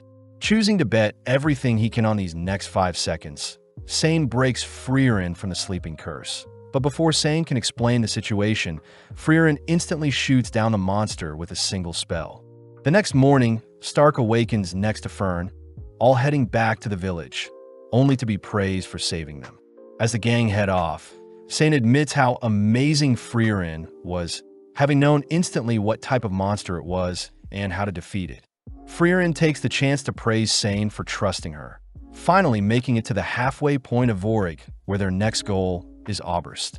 Out of nowhere, a noble appears, inspecting and praising Stark's body only to take the four to his mansion. Recognizing the noble as Lord Ordin, Freeren asks that Ordin not do as he pleases, revealing that she knows the Ordin family is one of the 3 great families in the Northern Land, and that Ordin's grandfather was impulsive like Ordin himself. Seeing as Ordin is quite stubborn, Freeren attempts to leave, but upon hearing that they are low on funds, Freeren agrees to hear what Ordin is offering. As they walk through the mansion, Ordin asks where Stark is from, but upon hearing that Stark is a warrior from the Klee region, Ordin reveals that his family originates from the same village. Showing a picture of his son, Wirt, Ordin says that Stark looks exactly like Wirt, the heir and hero of the city. When Freeren asks to know what Ordin wants, Ordin reveals that his son had passed away whilst fighting a demon, giving his life to ensure the demon was defeated. Ordin says only Gable the butler and a few others know of Wirt's death, and that he would like Stark to stall and keep up the town's morale as they rebuild their city's army.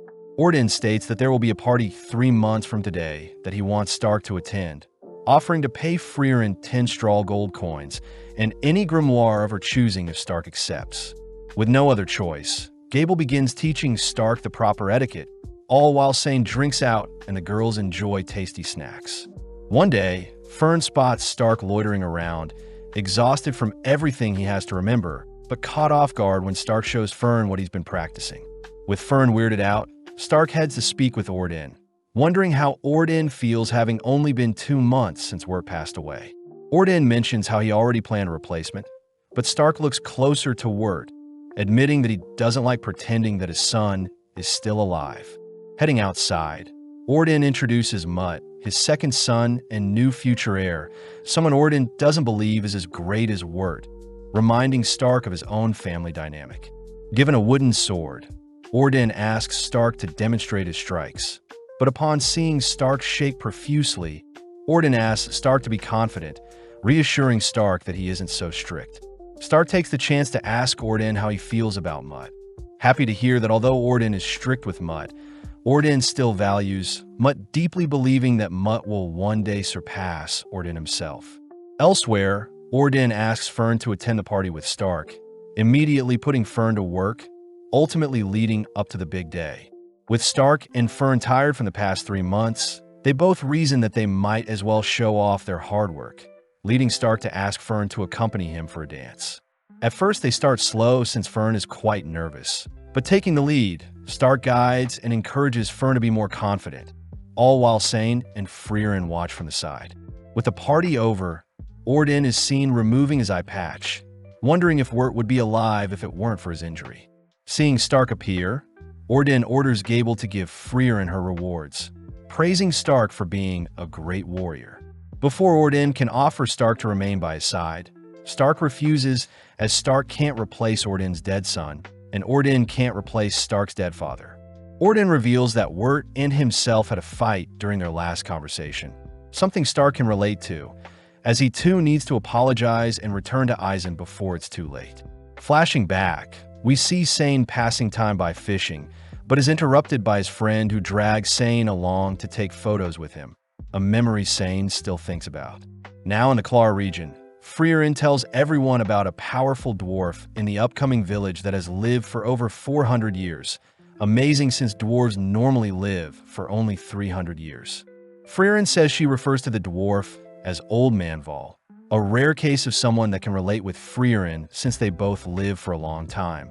But as the gang cross a small river, they spot the infamous village along with a sleeping warrior guarding the village. Revealed to be Vol, Stark feels bad for the old man, but Freeren calls Vol out for pretending to be senile again. Out of nowhere, Stark is suddenly struck, falling onto his knees as Vol warns Stark to always be cautious of everything he sees, as Vol could have easily taken off Stark's leg if he tried. With Vol inviting everyone into the village, Freeren orders Stark to remain behind and train with Vol, given a tour by one of the villagers. As Fern and Sane help the villagers harvest some crops, the villager mentions how he's never seen Vol so happy, having believed him to be only a senile old man. But the villager did mention how Vol chose to protect and remain in the village even after all this time. With the gang spending some more time with Vol, a week passes by in an instant, pleasing Freeren as Stark has improved quite a lot since training with Volume. Freeren reveals that Vol was the reason Freeren chose to learn more about Himmel and the Hero Party, cutting to the past when Himmel had asked Vol why he had stayed and protected the village for so long. Vol mentions how his wife was a human and that he's simply protecting the village to retain any memory Vol has of his wife, something Himmel finds admirable.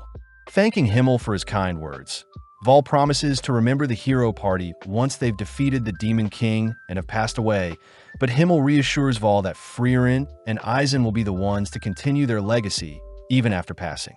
In the present, Vol asks Freeren if she remembers the faces and voices of her Hero Party, but Freeren gets offended, stating that Himmel is the reason she has begun to change.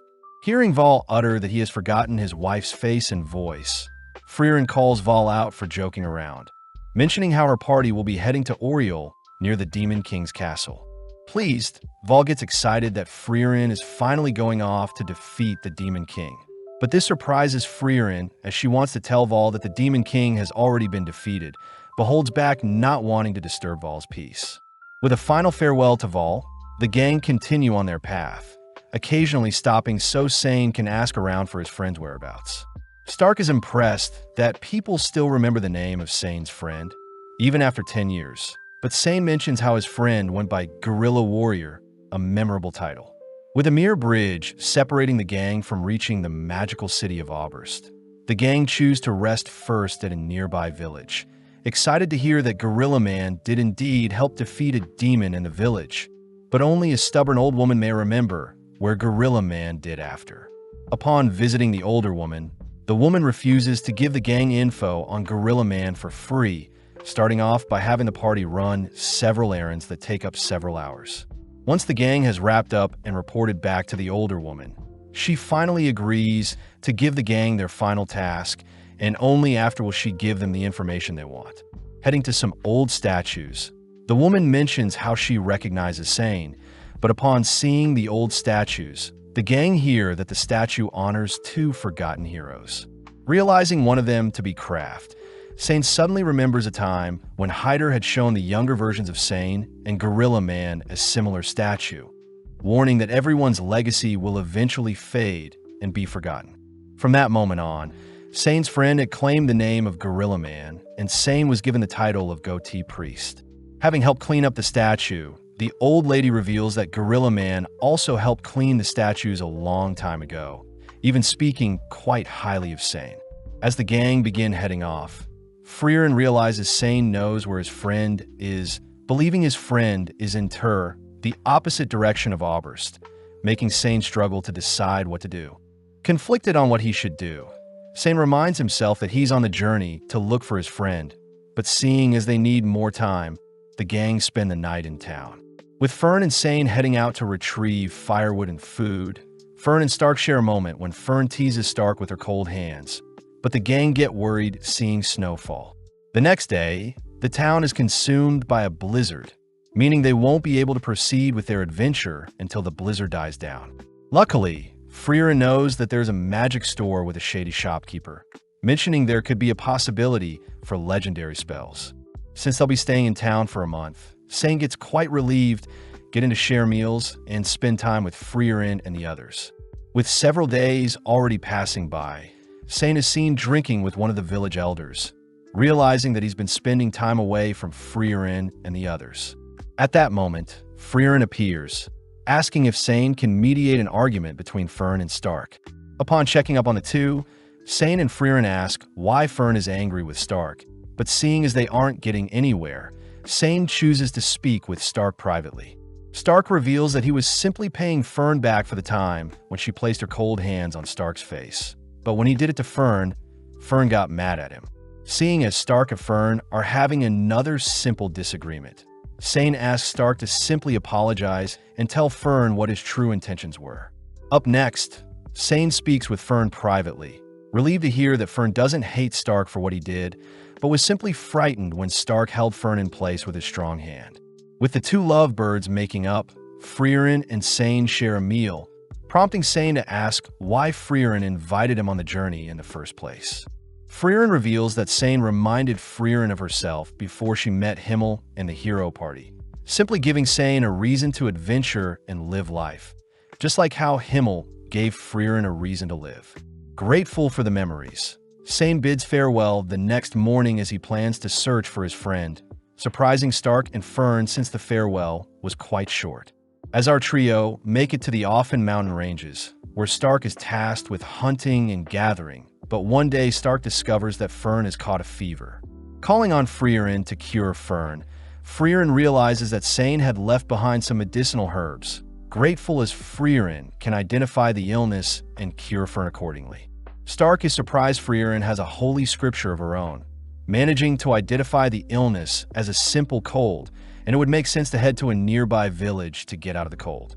Upon confirming that there is an icicle cherry blossom tree nearby, Freeren chooses to hold Fern's hand, mentioning how Fern feels safe when her hand is held while she is sick. Embarrassed, Fern turns away, leading our duo to head out only for Freeren to tell Stark stories of when Fern was shorter than Freeren herself. After a long day of traveling and resting, the two make it to the base of the gorgeous cherry blossom tree, where the mushrooms at the base of the tree are their target. Stark wonders why Freeren chose to hold Fern's hand out of all things, but Freeren simply mentions how it's the only thing she knows how to do when supporting someone whilst they're sick. Flashing back, It turns out Himmel had once held Freeren's hand when she was sick, having learned it from his mother.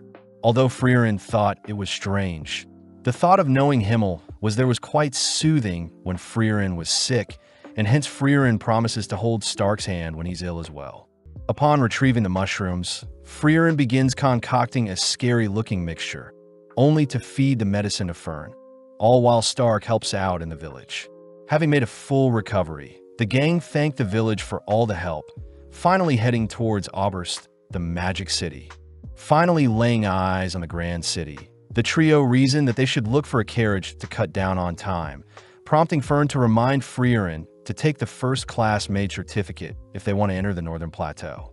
Freeren wonders why Fern doesn't take the first-class exam as well, but Fern gets discouraged since only a handful of powerful mages have ever achieved the first-class certificate. Fern wonders why a first-class mage must accompany parties traveling to the Northern Plateau, but Freeren reveals that in the past monsters like the Einsan would require a skilled mage and priest, but since a first-class mage is still required, it must mean something is happening in the Northern Plateau. Having hitched a ride, Freeren mentions how the exam contains a combat test, wondering what strategy she should come up with to win. Fern is surprised, believing that even with Freeren's suppressed mana, she is still above average, so no strategy will be needed. Freeren takes the chance to educate Fern, revealing that a mage's technique, experience, spells, control, effort, and tenacity will also play a role in the overall strength of a mage.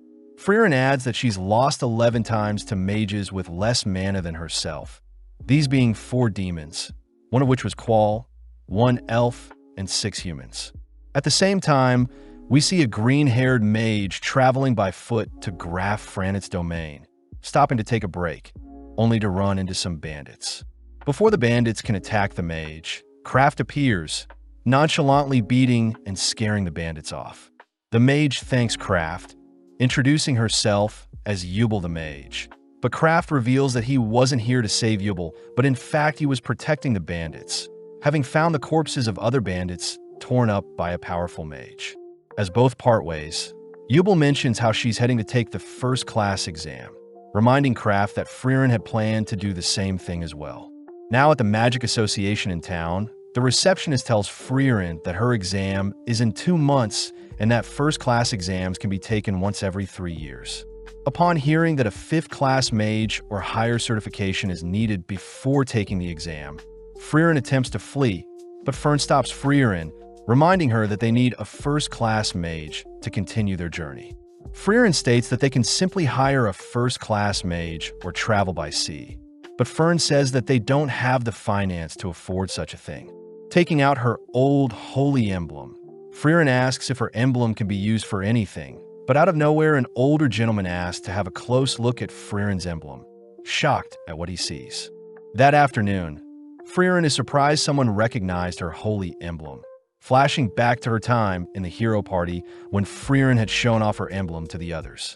Sad to see that her party also doesn't know what the emblem symbolizes, but both the hero party and her current party remind Freeren that they have no doubt that Freeren is an incredible mage. Reading up on the regulations set by the Continental Magic Association, a proper mage is someone who achieves at least a 5th-class title, learning that Fern took a 3rd-class title since it was the most available test at the time. Freeren reads that there are 600 mages with at least a 5th-class title, but including apprentices from the 6th to the 9th class, there are 2,000 mages. Out of the bunch, there are 45 first-class mages, and first-class exams are held every 3 years either at Oberst or the Holy City of Strahl. Sadly, there have been no new first-class mages as of recently, and ever since the Demon King was defeated, mages have become quite rare. Since both girls will be taking the first-class exam, they both begin training, even spending time to celebrate Freeren's birthday, ultimately leading to the big day. Now in front of the exam proctor, the first-class mage Janot, amongst the examinees, the examiners take note of Werbel, a 2nd-class mage and captain of the Northern Magic Corps. Next is Denkin, the 2nd-class mage that had recently acquired the Imperial Mage title, and finally is Fern, the youngest 3rd-class mage with top marks. Looking around a bit more, the examiners also spot Yubel, a third-class mage who failed her recent second-class exam. But this was because she ended slaying her first-class mage examiner. Additionally, the examiners noticed Freeren exuding a potent amount of mana, but just then Jeannot reveals that the 57 examinees present will be split into groups of 3 for their first test. With everyone given a magic bracelet, Freeren realizes that the bracelet needs to be infused with magic, allowing her to see the glow of her party members' bracelets. With Freeren stumbling upon her rowdy party members, Fern is also coincidentally partied up with Yubel, all heading to the first testing grounds. Jeannot explains that the small birds called stills live in the area, only to assign all parties to retrieve a still by sunset the next day if they want to pass. Plus, all party members must be present for it to count. Upon hearing that parties can't leave the testing grounds, Freeren feels helpless spotting her 2 teammates fighting over the birdcage. Defusing the situation, Freeren introduces herself, learning her teammates go by Lawine and Carney, the third-class mages. Carney mentions how Lawine and herself go way back, but they both admit they've never encountered a still before, all 3 reasoning they should all focus up to track down a still. With Carney and Lawine continuing to bicker and fight, Carney gets exhausted, forcing the girls to rest for a bit. Seeing as they're wasting time, Lawine suggests that she continues to search alone, learning that Lawine is stronger than Carney, but Lawine admits that she doesn't compare to Freeren. With Freeren advising that Lawine watch the skies, Freeren takes a breather, but Carney wonders why Freeren asked Lawine to watch the skies. Freeren wonders if Carney struggles to detect mana, but suddenly Lawine appears, reporting that she's found a still.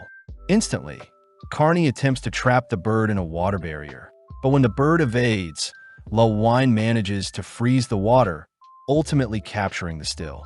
Although Freeren praises the girl's attempt, the still instantly disappears, dousing the girls with water as Freeren reveals that stills move faster than the speed of sound, suggesting that they continue to observe the bird before capturing it.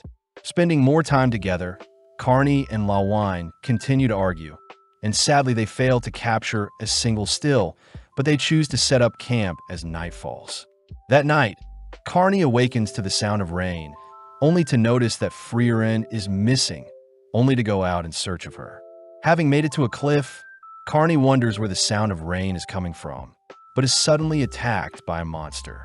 Pinned down and without her staff, Carney cries for Lawine, but out of nowhere Freeren binds the creature, reminding Carney to watch the skies. Giving Carney time to calm down, Freeren wonders why Carney and Lawine work well together even though they hate each other. Carney reveals that she is quite a coward, remembering a time when Lawine had stayed back to help Carney learn how to fly, even giving Carney several compliments to cheer her on. When Carney still refused to fly, Lawine kicked Carney off the cliff, impressed that Carney learned to fly when it mattered the most. Freeren is happy to hear that Carney and Lawine appreciate each other after all, but is more intrigued to hear that Carney has come up with a plan to capture a still. Returning to the campsite, Freeren sits watch as the girls sleep, remembering a time when Eisen was shaking in fear, knowing that their hero party needed to face a dragon. Himmel apologizes as he thought an inspirational speech would help Eisen out, but when Himmel admitted that he was scared as well, Eisen thanked Himmel for being honest. Knowing that the dynamics for parties differ from case to case, with Freeren leaving to test something, we switch over to Fern's party, who had managed to capture a still for themselves. Seeing Fern relaxed, Fern's members remind Fern that other parties can still steal their still, asking that Fern prepare to fight other mages. The next morning, Freeren and her party go over what they know about the still. First, the creatures travel faster than the speed of sound. Next, the bird can break out of any normal restraints. Additionally, the creatures can detect mana and flee upon sensing danger.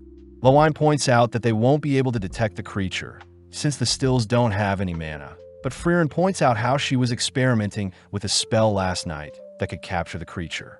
Freeren reveals the spell to be developed to specifically hunt down birds, the exact same spell Freeren used to bind the monster that attacked Carney last night. Lawine wonders why Freeren didn't mention the spell earlier, but Freeren reveals that the spell can only be cast 50 centimeters within range of the target, and unfortunately the closest they've gotten to a still is 3 meters.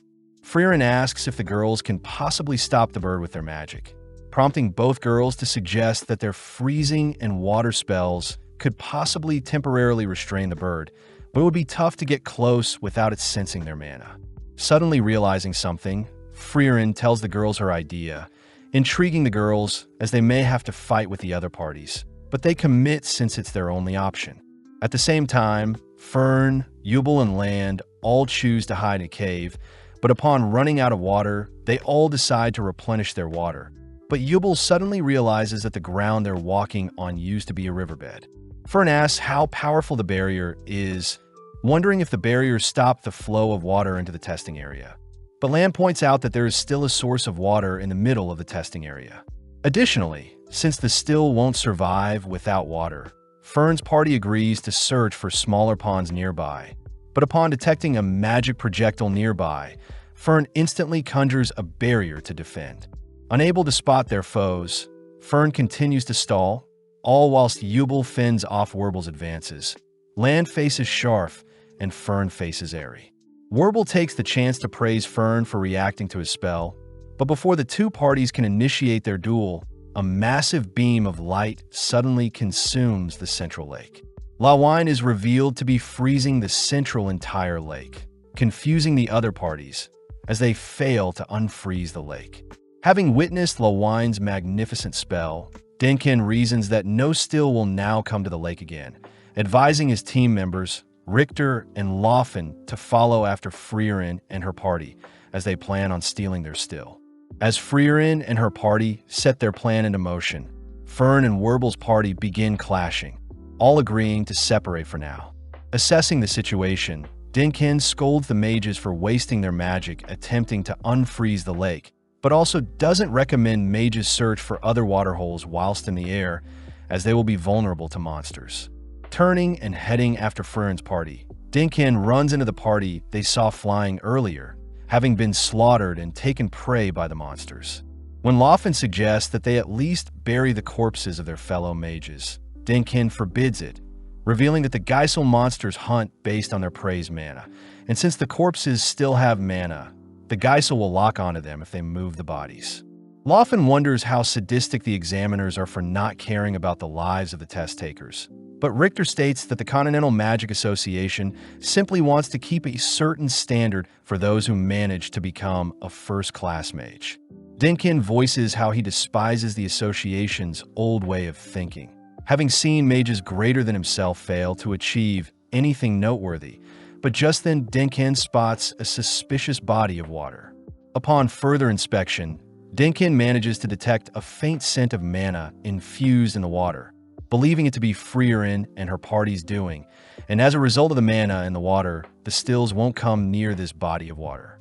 Denkin deduces that Freeren and her party plan on infusing all watering holes with mana, forcing the still to rally at their desired body of water. But seeing as there is no way of finding which body of water Freeren and her party are at, Denkin suggests that they all rest for now.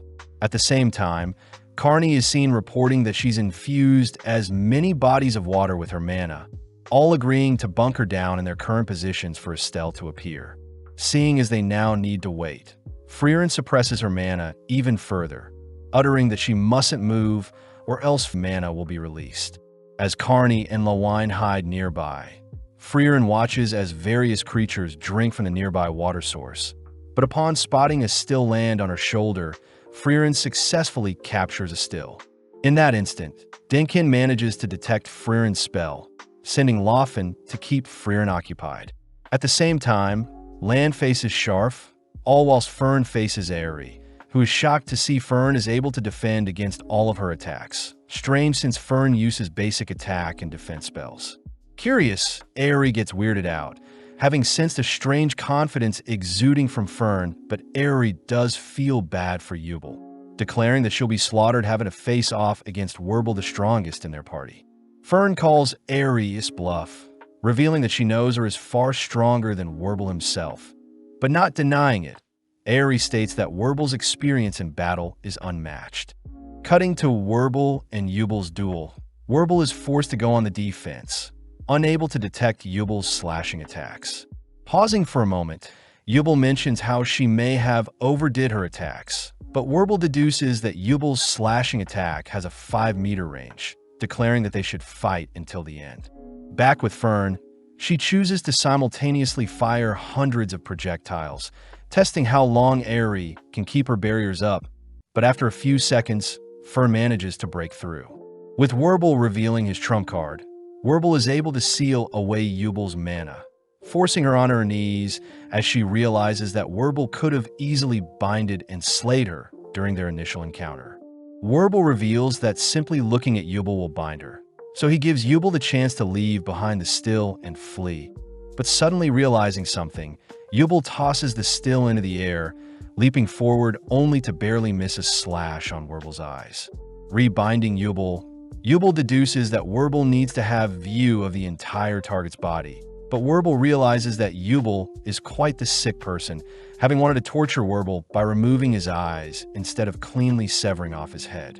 With no other choice, Werble prepares to slay Yubel here and now, but is intrigued hearing Yubel asking if Werble has ever slayed a child or mother. Playing along, Werble reveals that wars from where he comes from are quite messed up, as it wasn't too uncommon for children and mothers to be sent to war. Chatting for a bit longer, Yubel realizes that Werble's binding spell is a reflection of himself, as he doesn't like taking people's lives and prefers to bind them where he can. But before Werble can silence Yubel for good, Fern appears, ordering Werble to not move. Shocked, Werble notes how he couldn't sense Fern at all, deducing that Fern was the one to have captured the still for her party. Yubel notes how Werble also had a binding spell, but was just unlucky to have not stumbled across a still for himself. Demanding to know where Aerie is, Werble is shocked to learn that Fern killed her, making it now impossible for his party to finish the exam, as all party members must be alive and present to pass the exam. Unbinding Yubel, Werble heads off, allowing Yubel to praise Fern for lying. Cutting to Land and Sharf, Sharf manages to weave his projectiles through Land's barrier, landing a fatal blow on Land's dominant arm. Land admits that Sharf's ability to turn petals into metal is an amazing spell, but Land has already identified the spell's weakness, pissing Sharf off as he demands Land surrender. Scolding Sharf for not being able to detect mana, Land appears behind Sharf, revealed to have used cloning magic the moment the test began. Knocking Sharf out, we cut to Werble, who is relieved to see that Aerie is still alive, only knocked out due to mana exhaustion. Werble learns that Fern used basic offensive magic to defeat a prodigy like Aerie, terrified to imagine what type of monster Fern will be in the future. As Werble carries Aerie on his back, they head to Sharf's location, forcing Werble to levitate Sharf alongside them as they all hear rain hitting the outside of the dome. Aerie and Sharf apologize for losing, since now their party will fail, but Aerie takes the chance to thank Werble for saving her village from a demon in the past. Werble corrects Aerie, as he had begun slaying demons in the Northern Land for a girl he liked 29 years ago, having hoped she would return once he became stronger, but ironically Werble had already forgotten what she looked like. With Werble and his party making plans on what to do after the exam, Aerie offers to introduce Werble to her grandpa, who is a first-class mage, but suddenly Aerie points out a still in the trees. Instantly, Werble binds and captures the bird, grateful that his luck has finally turned around. At the same time, we spot Freeren and her party glaring at Laufen, all whilst Denkin observes Freeren from afar. In the blink of an eye, Laufen disappears, having stolen the still right from Freeren's palms, intriguing Freeren. Elsewhere, we see Examiner Sense scolding Jeannot for allowing so many promising mages to die, but Jeannot reminds Sense that only the most elite should be allowed the title of first-class mage. Sense mentions how the test revolves solely on luck, but Jeannot reminds Sense that luck is a skill as well, believing that in the remaining 3 hours for the test, things should get real interesting. Sense wonders who Jeannot thinks will pass the exam, annoyed to hear that Jeannot believes Denkin will pass, since Denkin only cares about power and money. Back with Freeren, we see Denkin and Richter reveal themselves, surprising Freeren as Loffin's Jilwar spell should have allowed her to move at a high speed and steal the still without further intervention. Unfortunately, Dinkin admits that Freeren would have easily been able to track down Loffin's pathing, revealing that he knows Freeren is the elf from the famous hero party. Richter states that he plans to kill one of Freeren's party members, but before Richter can cast anything, Dinkin orders Richter to stand down. Surprised, Richter wonders why a cold Imperial mage like Dinkin would be so reserved to killing, but Freeren and Dinkin both agree that the title of first-class mage isn't worth taking another's life. Pissed, Richter reminds everyone that more than 50 years ago, the founder of the Continental Magic Association, Ciri, appeared, promising to give anyone with the title of first-class mage any spell of their choosing.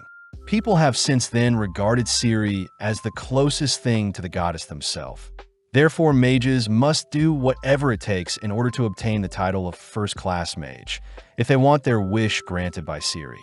Hearing Richter once again declare that he'll slay one of the girls, Dinkin orders Richter to only place their enemies to sleep, prompting Richter to separate both parties with an earth spell, allowing Dinkin and Freeren to face each other.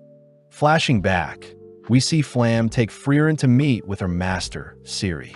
As Flam and Freeren kneel before Ciri, Ciri is impressed by her student as Flam had managed to acquire a powerful elf as a disciple, leading Ciri to grant Freeren any spell of her wish. Sadly, Freeren refuses, stating that she finds joy in searching for the spell. But this disappoints Ciri as Freeren lacks the ambition to prioritize growing stronger. Correcting Ciri, Flam states that Freeren will ultimately be the one to slay the Demon King. Confusing Ciri as such a feat isn't that impressive. Flam adds that Ciri yearns for a good battle, but Freeren yearns for peace. In the present, Richter slowly begins to march towards Carney and Lawine, but when Lawine attempts to freeze Richter, Richter simply continues marching. Firing several icicles, Richter simply blocks the projectiles with an earth wall, only to send pillars shooting from the ground towards Lawine, but Carney steps in to block the spell. Having seen enough, Richter confirms that Lawine wields weak ice magic and Carney is useless without water nearby, annoyed that he is facing such weak opponents. As the girls evade Richter's advances, Lawine reminds Richter that he's exhausting his mana with such flashy attacks, but Richter says the girls are simply defending and not attacking. Richter states that a mage's barrier is quite effective, but it hasn't improved over the years since a complex defensive spell would be useless during battle. Crouching down, Richter suddenly conjures a rock pillar, an attack so strong that it blows the girls into the air. Before Richter can leave, he's disappointed to see the girls refusing to give up, amused to hear Lawine threatening to manipulate the water in his body. Richter reminds the girls that mages must first be able to picture the spell before they can cast it. And even if the girls manage to grasp the complexity of a human body, Richter's mana will protect him from any of the girls' magic. Admitting that they were simply bluffing, Lawine does point out how Richter is also scared of something, realizing that Richter had purposely moved them away from any bodies to prevent Carney from using them. At the same time, Dinkin and Freeren effortlessly exchange attacks, but as the fight draws on, Dinkin admits that his mana will be depleted before Freeren's. Choosing to end the battle quickly, Dinkin encases Freeren with a tornado, igniting the tornado, which catches the attention of the examiners. The examiners state that the barrier created for the exam was made by Ciri herself, but they do find it weird how someone was analyzing the barrier recently. At the same time, Freeren appears from Dinkin's spell unharmed, forcing Dinkin to barrage Freeren with several light projectiles. Out of nowhere, Dinkin is forced to defend against a stray projectile, amazed that Freeren both defended and fired off a shot of her own. Having closed the gap, Freeren rushes Dinkin with a spell, ultimately defeating Dinkin, who has exhausted his mana. Approaching Dinkin, Freeren demands to know where Loffen and the Still are, but Dinkin refuses to disclose anything. With no choice, Freeren flips Dinkin over, stating that she knows Loffen is nearby, only to threaten to slay Dinkin if Loffen refuses to show herself. Dinkin orders Loffen to stay hidden, but seeing Freeren prepare to harm Dinkin, Laufen blinks to save Denkin, only for Freeren to intercept and capture the two. Taking back the still, Freeren ties the two up, but Laufen takes the chance to ask why a wealthy, well-off man like Denkin is so fixated on becoming a first-class mage. Denkin utters that his homeland is within the northern plateau, and he simply wants to visit a grave in his homeland. Denkin asks if Freeren will need to help the girls, warning Freeren about Richter's sporadic nature, but Freeren mentions how she's finished analyzing the barrier.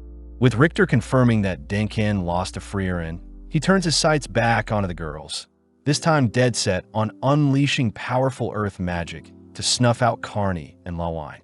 At that moment, Freeren unveils the spell she's been working on, conjuring a beam that is shot into Ciri's barrier.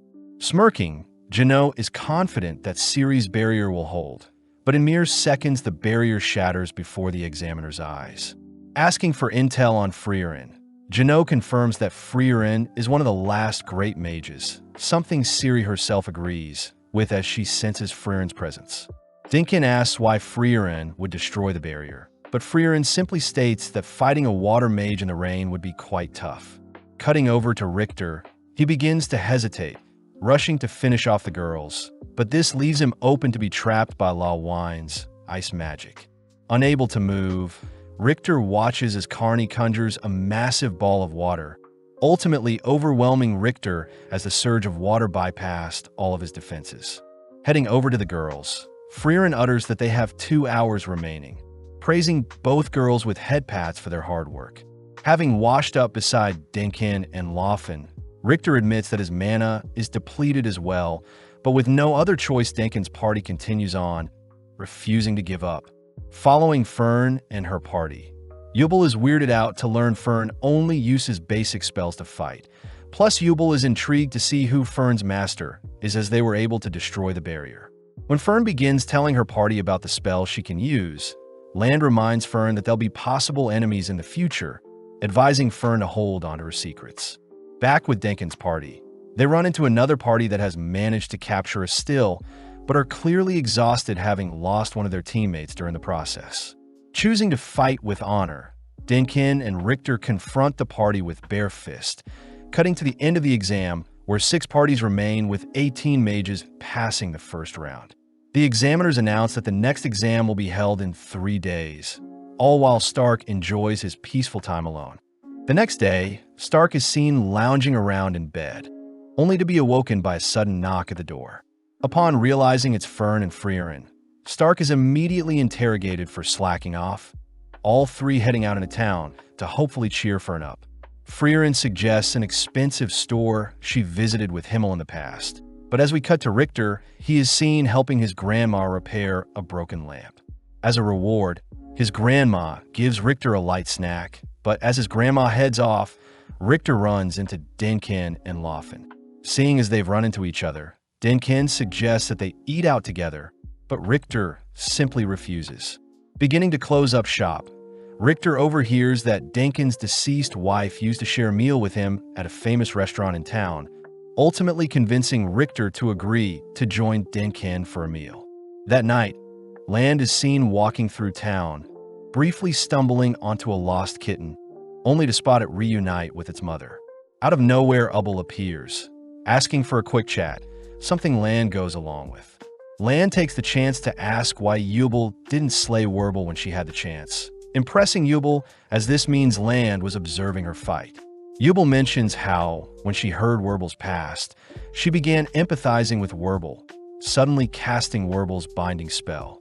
Unable to move, Land hears that Yubel is able to copy any spell she's seen as long as she places herself in the shoes of the mage. Yubel praises Land for having such perfect clones, wondering what type of life Land lived before they met. But Land refuses to disclose anything, disgusted by mages like Yubel who operate based on feeling instead of theory. Still curious about Land, Yubel releases her bind, only to tag along to wherever Land is going. At the same time, Denkin shows Richter and Laufen the restaurant he used to visit often with his wife, a restaurant Richter recognizes as the most expensive one in town. Regardless, Denkin and his gang head in, coincidentally spotting Freeren and her party, But seeing as they're enjoying themselves, Denkin chooses to not disturb them. As Freeren, Stark and Fern choose their own meals, Freeren remembers back to when the hero party had returned a stolen knife to Lecker, the chef of the restaurant.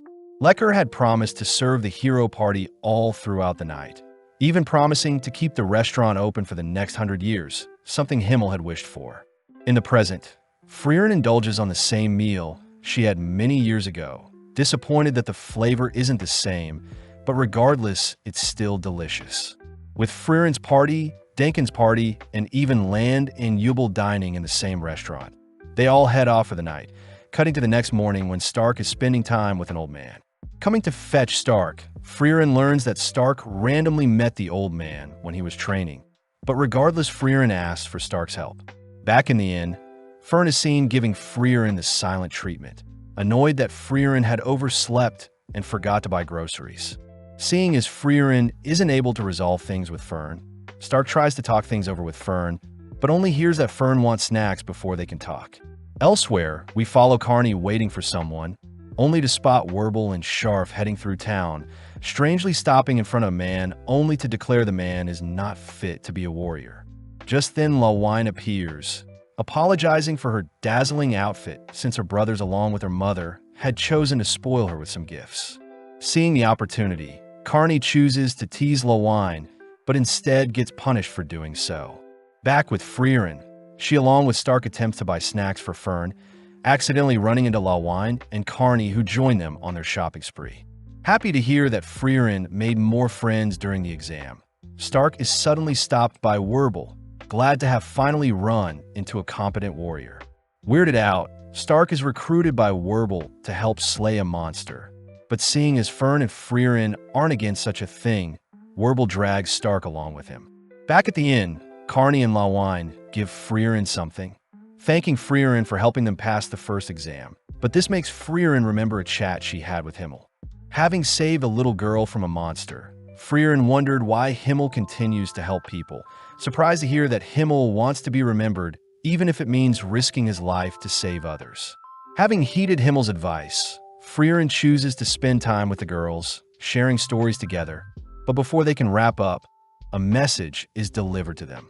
Reading over the examiner's name, Lawine recognizes Since as the examiner who failed everyone in the past, all whilst all the other examinees are also notified of the upcoming exam.